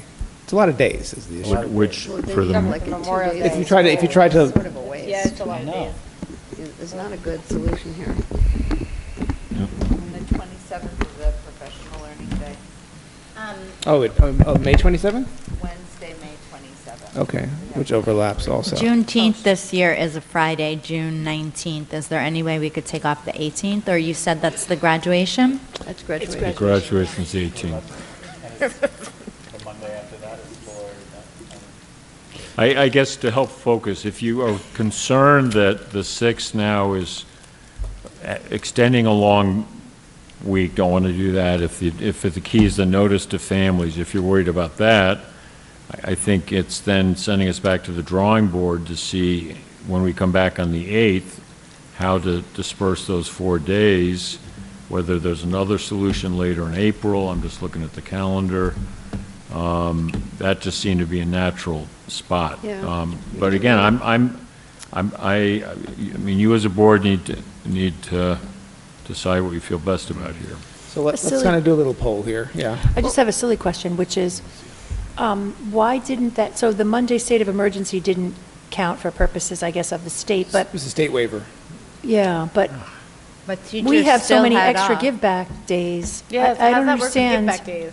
Yeah, we have Oh, you like mean- so much more time Well, that we're that's giving what the kids initially, back, I and they're agree. not learning. Right. Why My can't we understanding take was it like, as oh, that a- doesn't Make that- apply to us, but then, Can we like waive the waiver? Yeah, I mean, Yeah, we don't need to take the I guess waiver. we could inquire, I mean, when I agree with you, my first thing is, oh, we don't need the waiver because we have adequate days and we're not in that situation. You mean just But- take 3 give-back But days? then, I mean, this would be, I That's what don't we should want to do. speak out of turn, I think just Yeah. because the state, in other words, like, when we fill out our calendar, it wouldn't even be a day that anyone indicates a snow day. It's like an automatic kind of blank day for everybody. I guess the question really goes back to the union agreement. With that, because it's really more about the union agreement than the state, right? Are we then, Of course, it's an inclement weather day. right, so that day, Is you know, that does that is count that toward it a- or not? a Because I district think there lawyer are two decision? different things. Yeah, I think that would be something we have to clarify with them. Let's find that out. If we were closed, so they For didn't bad work.